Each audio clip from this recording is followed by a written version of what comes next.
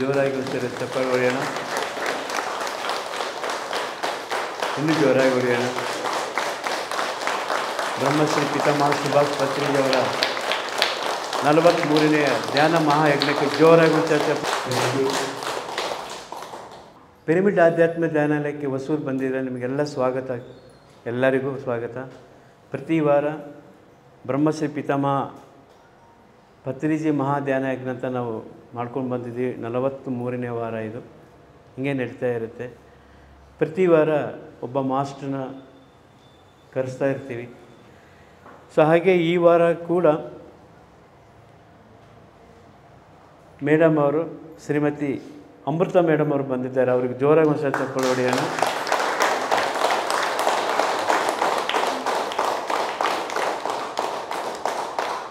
ಇವತ್ತು ವಿಶೇಷವಾಗಿರುತ್ತೆ ಕ್ಲಾಸ್, ತುಂಬ ವಿಶೇಷವಾಗಿರುತ್ತೆ. ಒಳ್ಳೆಯ ಒಂದು ಎಕ್ಸ್ಪೀರಿಯೆನ್ಸ್ ಇರುವಂಥ ಮಾಸ್ಟರ್ ಅವರು. ಅವ್ರ ಬಗ್ಗೆ ನನಗೆ ಹೆಚ್ಚಿಗೆ ಗೊತ್ತಿಲ್ಲ, ಅವರೇ ಹೇಳ್ಕೊಳ್ಳಿ. ಯಾಕಂದರೆ ನಾನು ಕೇಳಬೇಕಂತ ಇದ್ದೀನಿ. ಥ್ಯಾಂಕ್ ಯು ಮೇಡಮ್, ಧನ್ಯವಾದಗಳು ನಿಮಗೆ. ಪೂರ್ವಕವಾದಂತಹ ಆತ್ಮ ಪ್ರಣಾಮಗಳು ಮಾಸ್ಟರ್ಸ್. ಇಲ್ಲಿರುವಂತಹ ಎಲ್ಲ ಶಿವಸ್ವರೂಪಗಳಿಗೂ ಕೂಡ ನನ್ನ ಹೃದಯಪೂರ್ವಕವಾದಂತಹ ಆತ್ಮ ಪ್ರಣಾಮಗಳು ಮತ್ತು ಕೃತಜ್ಞತೆಗಳು. ಮಾಸ್ಟರ್ಸ್, ನಮ್ಮ ಪ್ರಯಾಣದಿಂದ ಇವತ್ತಿನ ಕ್ಲಾಸನ್ನು ಸ್ಟಾರ್ಟ್ ಮಾಡೋಣ. ನಾವು ಹರಿಷಡ್ವರ್ಗಗಳು ಅಂದಿದ ತಕ್ಷಣ ಎಲ್ಲರಲ್ಲೂ ಇರುವಂತಹದ್ದು, ಆದರೆ ನಮ್ಮ ಪ್ರಯಾಣದಿಂದ ಸ್ಟಾರ್ಟ್ ಮಾಡೋಣ. ಈಗ ನಾವು ಎಲ್ಲಿಂದ ಬಂದಿದ್ದೀವಿ ಅಂದಿದ ತಕ್ಷಣ ಏನು ಹೇಳ್ತೀವಿ? ಬಸವೇಶ್ವರ ನಗರು, ನಾನಾದರೆ ಆರ್ ಟಿ ನಗರಿಂದ, ರಾಜಾಜಿನಗರಿಂದ, ಈ ರೀತಿ ಒಬ್ಬೊಬ್ಬರು ಒಂದೊಂದು ಕಡೆಯಿಂದ ಬಂದಿರ್ತೀವಿ. ಹಾಗೆ ಫಸ್ಟು ನನ್ನ ಅನುಭವವನ್ನು ಹೇಳ್ಕೊಳ್ತೀನಿ. ನನ್ನ ಹೆಸರು ಅಮೃತ ಅಂತ. ನಾನು ಬ್ಯಾಂಗ್ಳೂರಿಂದಲೇ ಬರ್ತಾ ಇರೋದು. ನಾನು ಧ್ಯಾನಕ್ಕೆ ಬಂದು 3 ವರ್ಷ ಆಯಿತು. ನಾನು ಬಂದ ಕಾರಣ ಸಣ್ಣ ಸಣ್ಣ ಇರಿಟೇಷನ್ಸು, ದೊಡ್ಡ ದೊಡ್ಡ ಪ್ರಾಬ್ಲಮ್ಸಿಂದ ನಾನು ಬಂದಿಲ್ಲ. ಎಲ್ಲರ ಥರನೇ ನಮ್ಮದು ಒಂದು ಸುಂದರವಾದ ಲೈಫು. ಬಟ್ ನನಗೆ ಅದನ್ನು ಅರಗಿಸ್ಕೊಳಕ್ಕಾಗ್ತಾ ಇರಲಿಲ್ಲ. ಈ ರೀತಿ ಇರುತ್ತಾ ಲೈಫು ಅನ್ನೋದು ಗೊತ್ತಿರಲಿಲ್ಲ. ಯಾರಾದರೂ ಏನಾದರೂ ಅಂದರೆ ಅಷ್ಟಕ್ಕೆ ಹತ್ಕೊಂಡ್ಬಿಡೋದು, ಮತ್ತು ಸುಮ್ಮನೆ ನಾನು ಏನಕ್ಕೂ ಲಾಯಕ್ಕಿಲ್ಲ ಅಂತ ಬೇಜಾರು ಮಾಡ್ಕೊಳ್ಳೋದು. ದೊಡ್ಡ ದೊಡ್ಡ ಪ್ರಾಬ್ಲಮ್ಸ್ ಬಂದರೆ ಫೇಸ್ ಮಾಡ್ಬೋದು. ಅಯ್ಯೋ ನನಗೆ ಹೆಲ್ತ್ ಇಶ್ಯೂಸ್ ಇದೆ, ಫೈನಾನ್ಷಿಯಲ್ ಇಶ್ಯೂಸ್ ಇದೆ, ನಮ್ಮ ಮನೇಲಿ ನನ್ನನ್ನು ಯಾರೂ ಚೆನ್ನಾಗಿ ನೋಡ್ಕೋತಾ ಇಲ್ಲ ಅಂದರೆ ಅದನ್ನು ಈಸಿಯಾಗಿ ಫೇಸ್ ಮಾಡ್ಬೋದು. ಈ ಸಣ್ಣ ಸಣ್ಣ ಮಾನಸಿಕವಾಗಿರುತ್ತೆ ನೋಡಿ. ಯಾರೂ ಏನೋ ನಮ್ಮನ್ನು ಮಾತಾಡ್ಸಿಲ್ಲ ಅಂದಿದ ತಕ್ಷಣ ಗಿಲ್ಟ್ಗೆ ಹೊಟ್ಟೋಗೋದು. ಅಯ್ಯೋ ನನ್ನನ್ನು ಮಾತಾಡ್ಸಿಲ್ಲ, ನಾನು ಏನಕ್ಕೂ ಲಾಯಕ್ಕಿಲ್ಲ, ನಾನು ತುಂಬ ಓದಿಲ್ಲ. ಈ ಥರ ಪ್ರಾಬ್ಲಮ್ಸಿಂದ ನಾನು ಬಂದವಳು ಧ್ಯಾನಕ್ಕೆ.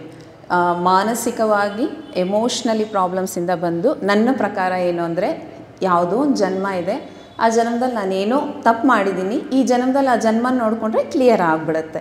ಸೊ ಈ ಒಂದು ಬೇಸ್ ಮೇಲೆ ನಾನು ಧ್ಯಾನಕ್ಕೆ ಬಂದಂಥವಳು. ನಾನು ಬಂದು 3 ಇಯರ್ಸ್ ಆಯಿತು. ಸೊ ಈ ದಿನ ಸದ್ಗುರು ಮೂಮೆಂಟ್ಸಲ್ಲಿ ಕರ್ಮ ಧ್ಯಾನ, ಕರ್ಮ ಸಿದ್ಧಾಂತದ ಬಗ್ಗೆ ತಿಳ್ಕೊಳ್ಳುತ್ತಾ, ಆ ಜ್ಞಾನವನ್ನು ಎಲ್ಲರಿಗೂ ಹಂಚುತ್ತಾ ನನ್ನ ಪ್ರಯಾಣವನ್ನು ಮುಂದುವರಿಸ್ತಾ ಇದ್ದೀನಿ ಮಾಸ್ಟರ್ಸ್.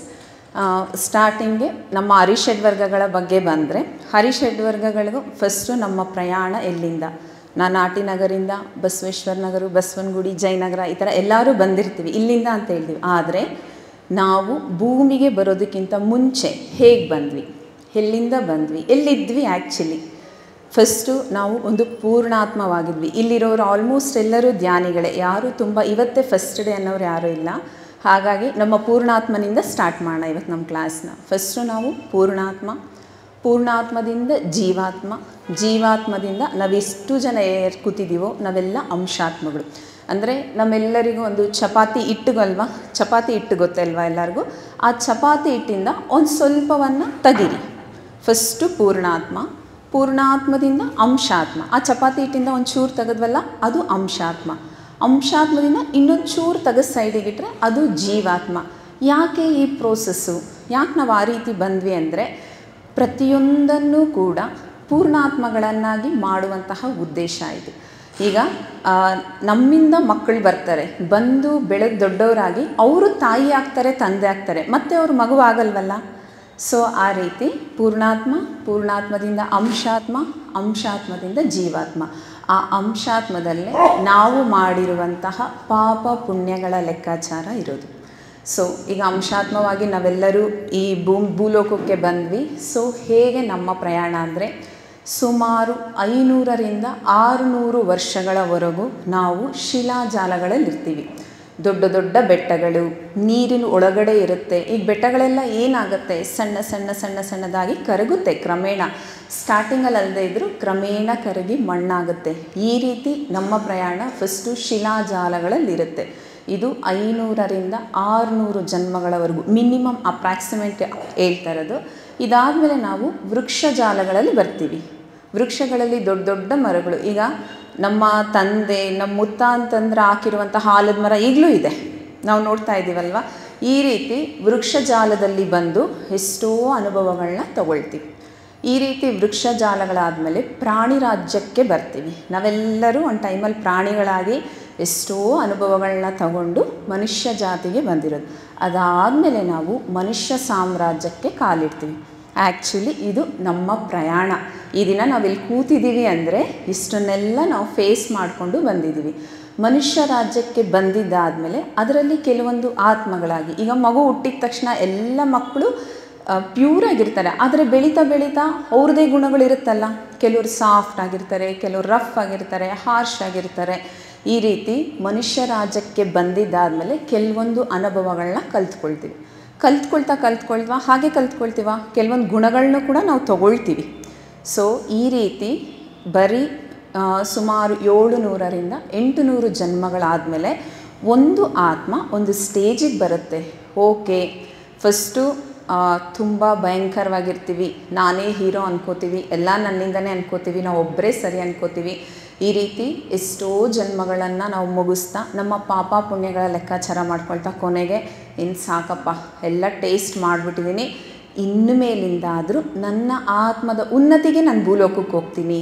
ಅಲ್ಲಿ ಹೋಗಿ ನನ್ನ ಆತ್ಮವನ್ನು ನಾನು ಉನ್ನತ ಮಟ್ಟಕ್ಕೆ ತಗೊಂಡು ಹೇಗೆ ನಾನು ಅಂಶಾತ್ಮವಾಗಿ ಬಂದಿದ್ದೀನೋ ನಾನೊಂದು ಪೂರ್ಣಾತ್ಮವಾಗಿ ಬೆಳಿತೀನಿ ಅಂತ ಬಂದವರು ಇಲ್ಲಿ ಕೂತಿರೋರು ನಾವೆಲ್ಲರೂ. ನಮ್ಮೆಲ್ಲರಿಗೂ ಒಂದು ಸತಿ ಕ್ಲಾಪ್ಸ್ ಮಾಡ್ಕೊಳ್ಳೋಣ. Thank you. ಈಗ ಅರಿಷಡ್ ವರ್ಗಗಳ ಬಗ್ಗೆ ಬರೋಣ. ಓಕೆ, ನಾವೆಲ್ಲರೂ ಕಲ್ತಿದ್ದೀವಿ ಎಷ್ಟೋ ಜನ್ಮಗಳಿಂದ ಕೆಲವೊಂದು ಗುಣಗಳು ನಮ್ಮೊಳಗಡೆ ಬಂದಿರುತ್ತೆ. ಅದೇನೆಂದರೆ ಕಾಮ, ಕ್ರೋಧ, ಲೋಭ, ಮೋಹ, ಮದ, ಮತ್ಸರ. ಇಷ್ಟು 6 ಗುಣಗಳು ನಮ್ಮಲ್ಲಿರುತ್ತೆ. ನಾವೇನು ಅಂದ್ಕೊಳ್ತೀವಿ, ಎಲ್ಲ ಗುಣಗಳನ್ನೂ ಕಂಟ್ರೋಲ್ ಮಾಡಿ ಇಟ್ಕೋಬೇಕಪ್ಪ ಅಂತೀವಿ. ಹೇಗಿರುತ್ತೆ ಗೊತ್ತಾ, ಅದು ಹಾವನ್ನ ಕಾಲು ಕೆಳಗಡೆ ಇಟ್ಕೊಂಡ್ರೆ ಹೇಗಿರುತ್ತೆ, ಯಾವಾಗ ಬುಸ್ ಅನ್ನುತ್ತೋ ಗೊತ್ತಾಗಲ್ಲ, ಯಾವಾಗ ಕಚ್ಚುತ್ತೋ ಗೊತ್ತಾಗಲ್ಲ. ಗುಣಗಳನ್ನ ಕಂಟ್ರೋಲ್ ಮಾಡ್ಕೋಬೇಕು ಅಂದರೆ ಹಾಗೇ ಇರುತ್ತೆ. ಯಾವಾಗಲೇ ಆಗಲಿ ಗುಣಗಳನ್ನ ಹೇಗೆ ಇಟ್ಕೋಬೇಕು ಅಂದರೆ ಫ್ರೆಂಡ್ಸ್ ಥರ ಇಟ್ಕೋಬೇಕು. ಎಷ್ಟೇ ಕೆಟ್ಟ ಫ್ರೆಂಡ್ ಇದ್ದರೂ ಕೂಡ ನಮಗೆ ಹೇಗಿರ್ತಾರೆ, ನಾವು ಒಳ್ಳೆಯವರು ಅಂತ ಗೊತ್ತಾದರೆ ಬಾರಿ ಕರ್ಕೊಂಡು ಹೋಗ್ತಾರೆ, ಕೂರಿಸ್ತಾರೆ, ನಮ್ಮನ್ನು ಕುಡಿಯೋಕ್ಕೆ ಹೇಳಲ್ಲ. ನಾನಂತೂ ಹಾಳಾದೆ, ನೀನು ಹಾಳಾಗಬೇಡ ಅಂತಾರೆ. ಚೀಟಿ ವ್ಯವಹಾರ ಮಾಡೋರು, ಅವಳು ಹಾಕಲ್ಲ ಕಣೆ, ಅವಳಿಗೆ ಬಡ್ಡಿ ಎಲ್ಲ ಇಷ್ಟ ಆಗಲ್ಲ ಅಂತಾರೆ. ಸೊ ಅದೇ ಥರ ಗುಣಗಳನ್ನ ನಾವು ಫ್ರೆಂಡ್ಶಿಪ್ ಮಾಡಿಕೊಂಡ್ರೆ ಹಾಗೆ ಇರುತ್ತೆ. ಇನ್ನೊಂದು ಆಶ್ಚರ್ಯ ಏನು ಅಂದರೆ, ನಾವು ಗುಣಗಳಲ್ಲಿ ಇಲ್ಲ ಅಂದ್ಕೊಳ್ತೀವಿ, ಸ್ಟಿಲ್ ನಾವು ಗುಣಗಳ ಜೊತೆಯಲ್ಲೇ ಇರ್ತೀವಿ. ಅದು ನಮಗೆ ಗೊತ್ತಿರಲ್ಲ. ಯಾವಾಗ ಸರ್ರಂತ ರೈಸ್ ಆಗುತ್ತೆ ನಮಗೆ ಗೊತ್ತಿರಲ್ಲ, ಯಾವಾಗ ಇಳಿಯುತ್ತೆ ಗೊತ್ತಿರಲ್ಲ. ಸೊ ಆ ಗುಣಗಳನ್ನು ಹೇಗೆ ಕಂಟ್ರೋಲ್ ಮಾಡ್ಕೋಬಹುದು ಅನ್ನೋದನ್ನು ಈ ದಿನ ನಾವು ತಿಳ್ಕೊಳ್ಳೋಣ ಮಾಸ್ಟರ್ಸ್. ಮೊದಲಿಗೆ ಕಾಮ ಅಂದಿದ ತಕ್ಷಣ ಮೈಂಡಲ್ಲಿ ಫಸ್ಟ್ ಬರೋದು ಸೆಕ್ಸ್. ಅಯ್ಯೋ ಕಾಮ ಅಂದರೆ ಅಯ್ಯೋ ಅವರಡು ಹೇಳ್ಬಾರ್ದಪ್ಪ ಅಂತಾರೆ. ಆದರೆ ಸ್ವಲ್ಪ ಮಟ್ಟಿಗೆ ಹೌದು, ಆದರೆ ಕಾಮ ಅಂದರೆ ಕಂಪ್ಲೀಟ್ ಸೆಕ್ಸ್ ಅಲ್ಲ, ಬಯಕೆ, ಇಚ್ಛೆ, ಅತಿಯಾದ ಬಯಕೆನ ತೃಷ್ಣ ಅಂತ ಕರಿತೀವಿ. ಬಯಕೆ ಇರಬೇಕು, ಆದರೆ ಅತಿಯಾಗಿ ಇರಬಾರ್ದು. ಈಗ ಕೆಲವ್ರು ಹೇಳ್ತಾರೆ ಬಯಕೆನೇ ಇರಬಾರ್ದಪ್ಪ, ಬಯಕೆ ಇದ್ದರೆ ತಾನೇ ಕಾಮ ಬರುತ್ತೆ. ಅಂದರೆ ಬಯಕೆ ಇರಬಾರ್ದು ಅನ್ನೋದು ಕೂಡ ಒಂದು ಬಯಕೆನೇ ಅಲ್ವಾ. ಸೊ ಬಯಕೆ ಇರಬೇಕು, ಮಿತಿಯಲ್ಲಿ ಇರಬೇಕು. ಫಸ್ಟು ಹೇಗಿರಬೇಕು ಅಂದರೆ ನೋಡಬೇಕು ನಮಗಾಗುತ್ತಾ. ಒಂದು ಪುಟ್ಟ ಕತೆ ಹೇಳ್ತೀನಿ, ನರಿ ಕತೆ. ನರಿ ರೋಡಲ್ಲಿ ಹೋಗ್ತಾ ಇರುತ್ತೆ, ಒಂದು ದ್ರಾಕ್ಷಿ ಗೊಂಚಲು ನೋಡುತ್ತೆ, ನರಿದಂತಲ ತೋಟ, ಆದರೂ ಎಗರುತ್ತೆ. ಒಂದು ಸತಿ ಕ್ಯಾಚ್ ಮಾಡೋಣ ಅಂತ ಎಗರುತ್ತೆ, ಇಟ್ಕಲ್ಲ, ಸರಿ ಬೇಡ ಬಿಡಿ ನಂದಲ್ಲ, ತುಂಬ ಹುಳಿ ಅಂತೆ, ನಾನು ತಿನ್ನಲ್ಲ ಅಂತ ಹೊಟ್ಟೋಗುತ್ತೆ ಮುಂದಕ್ಕೆ. ನಮ್ಮ ಬಯಕೆಗಳು ಕೂಡ ಹಾಗೆ ಇರಬೇಕು. ಟ್ರೈ ಮಾಡಬೇಕು, ಯಾವುದಾದ್ರೂ ಓಕೆ ಟ್ರೈ ಮಾಡೋಣ, ನಮಗೆ ಸಿಗಲಿಲ್ವಾ ಅದು ನನ್ನದಲ್ಲ, ಕಂಪ್ಲೀಟಾಗಿ ಅದರಿಂದ ಮುಂದಕ್ಕೆ ಹೋಗಬೇಕು ನಾವು. ಅದೇ ಬಯಕೆನ ಮನಸ್ಸಲ್ಲೇ ಇಟ್ಕೊಂಡು ಮನೋರೋಗವಾಗಿ ತಗೊಂಡು, ಹೇಳ್ತಾರಲ್ಲ ಮನೋರೋಗಕ್ಕೆ ಮದ್ದಿಲ್ಲ, ಎಷ್ಟೇ ಟ್ರೀಟ್ಮೆಂಟ್ ತೊಗೊಂಡ್ರು ಮನೋರೋಗಕ್ಕೆ ಮದ್ದಿಲ್ಲ. ಇವಾಗ ಎಲ್ಲ ಥರ ಕಂಪ್ಲೀಟ್ ನಿಮ್ಮ ಬಾಡಿ ಚೆಕಪ್ ಮಾಡಿ ಏನೇನು ಟ್ರೀಟ್ಮೆಂಟ್ ಕೊಡಬೇಕು ಎಲ್ಲವನ್ನೂ ಕೊಟ್ಟಿದ್ದಾದಮೇಲೆ ಕೊನೆಗೆ ಹೇಳ್ತಾರೆ ನೀವು ಮೆಡಿಟೇಷನ್ ಮಾಡಿ, ಯೋಗ ಮಾಡಿ, ಪ್ರಶಾಂತವಾಗಿರಿ, ನಿಮ್ಮ ಮನಸ್ಸಲ್ಲಿ ಏನೋ ಪ್ರಾಬ್ಲಮ್ ಇದೆ ಅದನ್ನು ಕ್ಲಿಯರ್ ಮಾಡ್ಕೊಳ್ಳಿ ಅಂತಾರೆ. ನೋಡಿ, ಒಂದೊಂದು ಗುಣ ಕೂಡ ಒಂದೊಂದಕ್ಕೆ ಎಷ್ಟು ಇಂಟರ್ಲಿಂಕ್ ಇರುತ್ತೆ ಅಂತ. ಈಗ ಬಯಕೆನ ನಾವು ಹಾಗಾದ್ರೆ ನಾವು ಯಾರನ್ನು ಬಯಸಲೇಬಾರ್ದ, ಏನೂ ನಾವು ಆಸೆ ಇಟ್ಕೊಳ್ಳೇಬಾರ್ದ ಅಂದರೆ, ಒಂದು ಸಿಂಪಲ್ ಎಕ್ಸಾಂಪಲ್ಲು, ತುಂಬ ಕಷ್ಟಪಟ್ಟು ಒಂದಷ್ಟು ದುಡ್ಡನ್ನ ಕೂಡಿಸಿಟ್ಟಿರ್ತೀವಿ, ಆ ದುಡ್ಡಲ್ಲಿ ಒಂದು ಸಿಂಗಲ್ ಫ್ಲೋರ್ ಮನೆ ಕಟ್ಟಬಹುದು. ಆದರೆ ಅಕ್ಕಪಕ್ಕದವರು ನಮ್ಮ ಸುತ್ತ ಇರೋ ಬಿಲ್ಡಿಂಗ್ಗಳೆಲ್ಲ ಟಾಪ್ ಫ್ಲೋರು ಡೂಪ್ಲೆಕ್ಸ್ ಮನೆಗಳಿರುತ್ತೆ, ಮನಸ್ಸಲ್ಲೆಲ್ಲ ಹಾಗೆ ಇರುತ್ತೆ. ಒಂದು ಸತಿಗೆ ಅನಿಸುತ್ತೆ ಲೋನ್ ಮಾಡಿ ಕಟ್ಸೋಣ, ಲೀಸಿಗೆ ಕೊಡೋಣ, ವಾಟೆವರ್ ಅದರದ್ದು ನಾವು ಏನಾದರೂ ಒಂದು ನೆಗೆಟಿವ್ ಥಾಟೋ ಪಾಸಿಟಿವ್ ಥಾಟೋ ರಿಲೀಸ್ ಮಾಡಿದ್ದೀವಿ ಅಂದರೆ ಅದಕ್ಕೆ ಸಂಬಂಧಪಟ್ಟ ಹಾಗೆ ಬರ್ತಾ ಇರುತ್ತೆ. ಸೊ ಆ ಬಯಕೆಯನ್ನು ನೀವು ಹೇಗೆ ಕ್ಲಿಯರ್ ಮಾಡ್ಕೋಬೇಕು ಅಂದರೆ, ಮಾಸ್ಟರ್ಸ್ ಇದು ಒಂದು ನಾನು ಮನೆ ಎಕ್ಸಾಂಪಲ್ ಕೊಡ್ತಾ ಇದ್ದೀನಿ, ಈ ಪ್ಲೇಸಲ್ಲಿ ನೀವು ಯಾರನ್ನು ಬೇಕಾದರೂ ಇಟ್ಕೋಬಹುದು. ಫಸ್ಟು ನಾವು ನೆನೆಸ್ಕೋಬೇಕು, ಈ ಮನೇನ ನಾನು ಲೋನಲ್ಲಿ ತೊಗೊಂಡು ಕಟ್ಟಿದ್ದೀನಿ ಅಂದರೆ ನೆಕ್ಸ್ಟ್ ಪರಿಣಾಮ ಏನಾಗಬಹುದು, ತುಂಬ ಚೆನ್ನಾಗಿರುತ್ತೆ, ಎಲ್ಲರೂ ಅಪ್ರಿಷಿಯೇಟ್ ಮಾಡ್ತಾರೆ, ಗೃಹ ಪ್ರವೇಶ ತುಂಬ ಚೆನ್ನಾಗಾಗುತ್ತೆ, ಆಮೇಲಿಂದ ಒಂದು 6 ತಿಂಗಳು ಚೆನ್ನಾಗಿರುತ್ತೆ, ಬ್ಯಾಂಕ್ ಅವ್ರು ಯಾವಾಗ ನೋಟಿಸ್ ಕಳಿಸಲ್ವೋ ಅಲ್ಲಿವರೆಗೂ ಚೆನ್ನಾಗೇ ಇರುತ್ತೆ. What next? ಒಂದು ಓನರ್ ಪ್ಲೇಸಿಗೆ ಹೋಗೋದು ಇಟ್ಸ್ ನಾಟ್ ಈಸಿ. ಅಲ್ಲಿಂದ ಡೌನ್ ಆದಾಗ, ನಮ್ಮ ಮನೆ ಮುಂದೆ ಬ್ಯಾಂಕ್ ಅವ್ರು ಬಂದಾಗ ಅದನ್ನೂ ಧ್ಯಾನದಲ್ಲೇ ನೆನೆಸ್ಕೊಳ್ಳಿ. ಅತಿಯಾದ ಬಯಕೆ ನಮ್ಮನ್ನು ಎಲ್ಲಿ ತೊಗೊಂಡೋಗಿ ಇಡ್ತಾ ಇದೆ ಅದನ್ನು ನೆನೆಸ್ಕೊಂಡು ಅಲ್ಲೇ ಕರಗಿಸಿ, ಓಕೆ ಇಟ್ಸ್ ಓಕೆ, ನನಗದು ಬೇಡ, ಸಿಂಗಲ್ ಫ್ಲೋರ್ ಮನೆ. ಏನು ಹೇಳ್ತಾರೆ, ಅಯ್ಯೋ ಇಷ್ಟು ದಿನ ಕೂಡಿಸಿಟ್ಟಿದ್ದು ನೀವು ಒಂದು ಫ್ಲೋರ್ ಮನೆ ಕಟ್ಟಕ್ಕ, ಇಟ್ಸ್ ಓಕೆ, ನನ್ನ ಮನೇಲಿ ನಾನು ನೆಮ್ಮದಿಯಾಗಿದ್ದೀನಲ್ವಾ. ಅದನ್ನು ನೆನೆಸ್ಕೊಳ್ಳಿ. ಬಯಕೆ ಅನ್ನೋದು ಹೀಗಿರಬೇಕು. ಈಡೇರುತ್ತಾ, ಈಡೇರಲಿ, ಆಗಲಿಲ್ವಾ ಅದನ್ನು ಕರಗಿಸ್ಬೇಕು. ಮತ್ತು ಅತಿಯಾದ ಬಯಕೆ ಹೇಗಿರುತ್ತೆ, ಅತಿಯಾದ ಬಯಕೆ ನಮ್ಮನ್ನು ಹೇಗೆ ತಗೊಳುತ್ತೆ ಅಂದರೆ, ಒಬ್ಬ ಶ್ರೀಮಂತ ಇರ್ತಾನೆ, ಆ ಶ್ರೀಮಂತನಿಗೆ ಎಷ್ಟು ಇಷ್ಟ ಅಂದರೆ ಅವನು ಇನ್ನೂ ತೋಟ ತೊಗೋಬೇಕು, ಅಲ್ಲೆಲ್ಲ ಕಂಪ್ಲೀಟಾಗಿ ಕೃಷಿ ಎಲ್ಲ ಮಾಡಿಸಿ ಆದಷ್ಟು ಇನ್ಕಮ್ ಬರ್ತಾನೇ ಇರಬೇಕು, ಅವನಿಗೆ ತುಂಬ ಇಷ್ಟ. ಯಾಕೆ ಅಂದರೆ ಬಯಕೆ, ಇನ್ನೂ ಇನ್ನೂ ಇನ್ನೂ ಅನ್ನುವಂತಹ ಬಯಕೆ. ಅಲ್ಲಿ ಹೇಳ್ತಾರೆ, ಒಂದು ಕೋಶಲ ರಾಜ್ಯ ಇದೆ, ನೀವು ಅಲ್ಲಿ ಹೋಗಿ, ಆ ರಾಜ ತುಂಬ ಒಳ್ಳೆಯವನು, ನಿಮ್ಗೆ ಎಷ್ಟು ಭೂಮಿ ಬೇಕಾದರೂ ಕೊಡ್ತಾನೆ ಅಂತ ಹೇಳ್ತಾರೆ. ಅವನು ಸರಿ ಅಂತ ಹೋಗ್ಬೇಕಾದ್ರೆ ಬಿಸ್ನೆಸ್ ಮೈಂಡ್ ಅಲ್ವಾ, ಹಾಗೆ ಹೋಗ್ತಾರ, ಕಂಪ್ಲೀಟ್ ಫ್ರೂಟ್ಸು, ಆ ಮಕ್ಕಳಿಗೆ ಗೊಂಬೆಗಳು ಎಲ್ಲ ತಗೊಂಡೋಗಿ ಕೊಡ್ತಾರೆ. ಕೊಟ್ಟಾಗ ಆ ಯಾರು ರಾಜ ಇರ್ತಾನಲ್ಲ ತುಂಬ ಖುಷಿಯಾಗೋಗ್ತಾನೆ. ಖುಷಿಯಾಗಿ ಹೇಳ್ತಾನೆ, ಮಿತ್ರ ನಿನಗೇನು ಬೇಕು ಅಂದರೆ, ನನಗೆ ಸ್ವಲ್ಪ ಜಾಗ ಬೇಕು, ನಿಮ್ಮ ಭೂಮಿ ಬೇಕು, ನಾನು ಬೇಕಾದ್ರೆ ಅಮೌಂಟ್ ಪೇ ಮಾಡಿ ತೊಗೊಳಕ್ಕೂ ರೆಡಿ ಇದ್ದೀನಿ ಅಂತಾರೆ. ಆವಾಗ ನಂಗೆ ಅಮೌಂಟ್ ಏನು ಬೇಡ, ಆದರೆ ಒಂದು ಕಂಡೀಷನ್ ಏನು ಅಂದರೆ, ಬೆಳಗ್ಗೆ 6 ಗಂಟೆಗೆ ಇಲ್ಲಿ ಪ್ರಯಾಣ ಸ್ಟಾರ್ಟ್ ಮಾಡಬೇಕು, ಸಂಜೆ 6 ಗಂಟೆಗೆ ಮತ್ತೆ ಇಲ್ಲೇ ಬಂದು ರೀಚ್ ಆಗಬೇಕು ಅಂತ ಹೇಳ್ತಾರೆ. ರಾತ್ರಿ ಎಲ್ಲ ನಿದ್ದೆ ಮಾಡಲ್ಲ. ಅವ್ನ ಮೈಂಡ್ ಎಲ್ಲಿಗೆ ಹೋಗುತ್ತೆ ಅಂದರೆ, ಆ ಬಯಕೆ ಅನ್ನೋದು ಎಲ್ಲಿವರೆಗೂ ತೊಗೊಂಡೋಗುತ್ತೆ ಅಂದರೆ, ಈಗ ಭೂಮಿ ತೊಗೊಂಡ್ಬಿಡ್ತೀನಿ, ಯಾರಾದರೂ 5 ಸ್ಟಾರ್ ಹೋಟೆಲ್ ಕಟ್ಟೋರು ಬಂದುಬಿಟ್ರೆ ಅವ್ರಿಗೆ ಕೊಟ್ಬಿಡೋಣ, ಇನ್ನೂ ಡಬಲ್ ಆಗುತ್ತಲ್ಲ, ಇದೆಲ್ಲ ಬಯಕೆಯಲ್ಲಿ ಬೆಳಗ್ಗೆ 6 ಗಂಟೆಗೆ ರಾಜನಿಗಿಂತ ಮುಂದೆ ಇವರೇ ರೆಡಿ ಇರ್ತಾರೆ. ರೆಡಿ ಇದ್ದರೆ ರಾಜ ಬಂದು ರೆಡಿನಾ ಅಂತಾರೆ, ಹಾಂ ರೆಡಿ ಅಂತಾರೆ. ಯಾರ ಶ್ರೀಮಂತ ಇರ್ತಾನಲ್ಲ, ಕುಳ್ಳಗಿರ್ತಾನೆ, ದಪ್ಪಗಿರ್ತಾನೆ, ಅವನು ಸರಿ ಅಂದ್ಬಿಟ್ಟು ಸ್ಟಾರ್ಟ್ ಮಾಡಿ ಅಂತಾರೆ. ಮತ್ತು 6 ಗಂಟೆಗೆ ನೀವು ಇಲ್ಲೇ ಬಂದು ನಿಂತ್ಕೋಬೇಕು ಅಂತಾರೆ.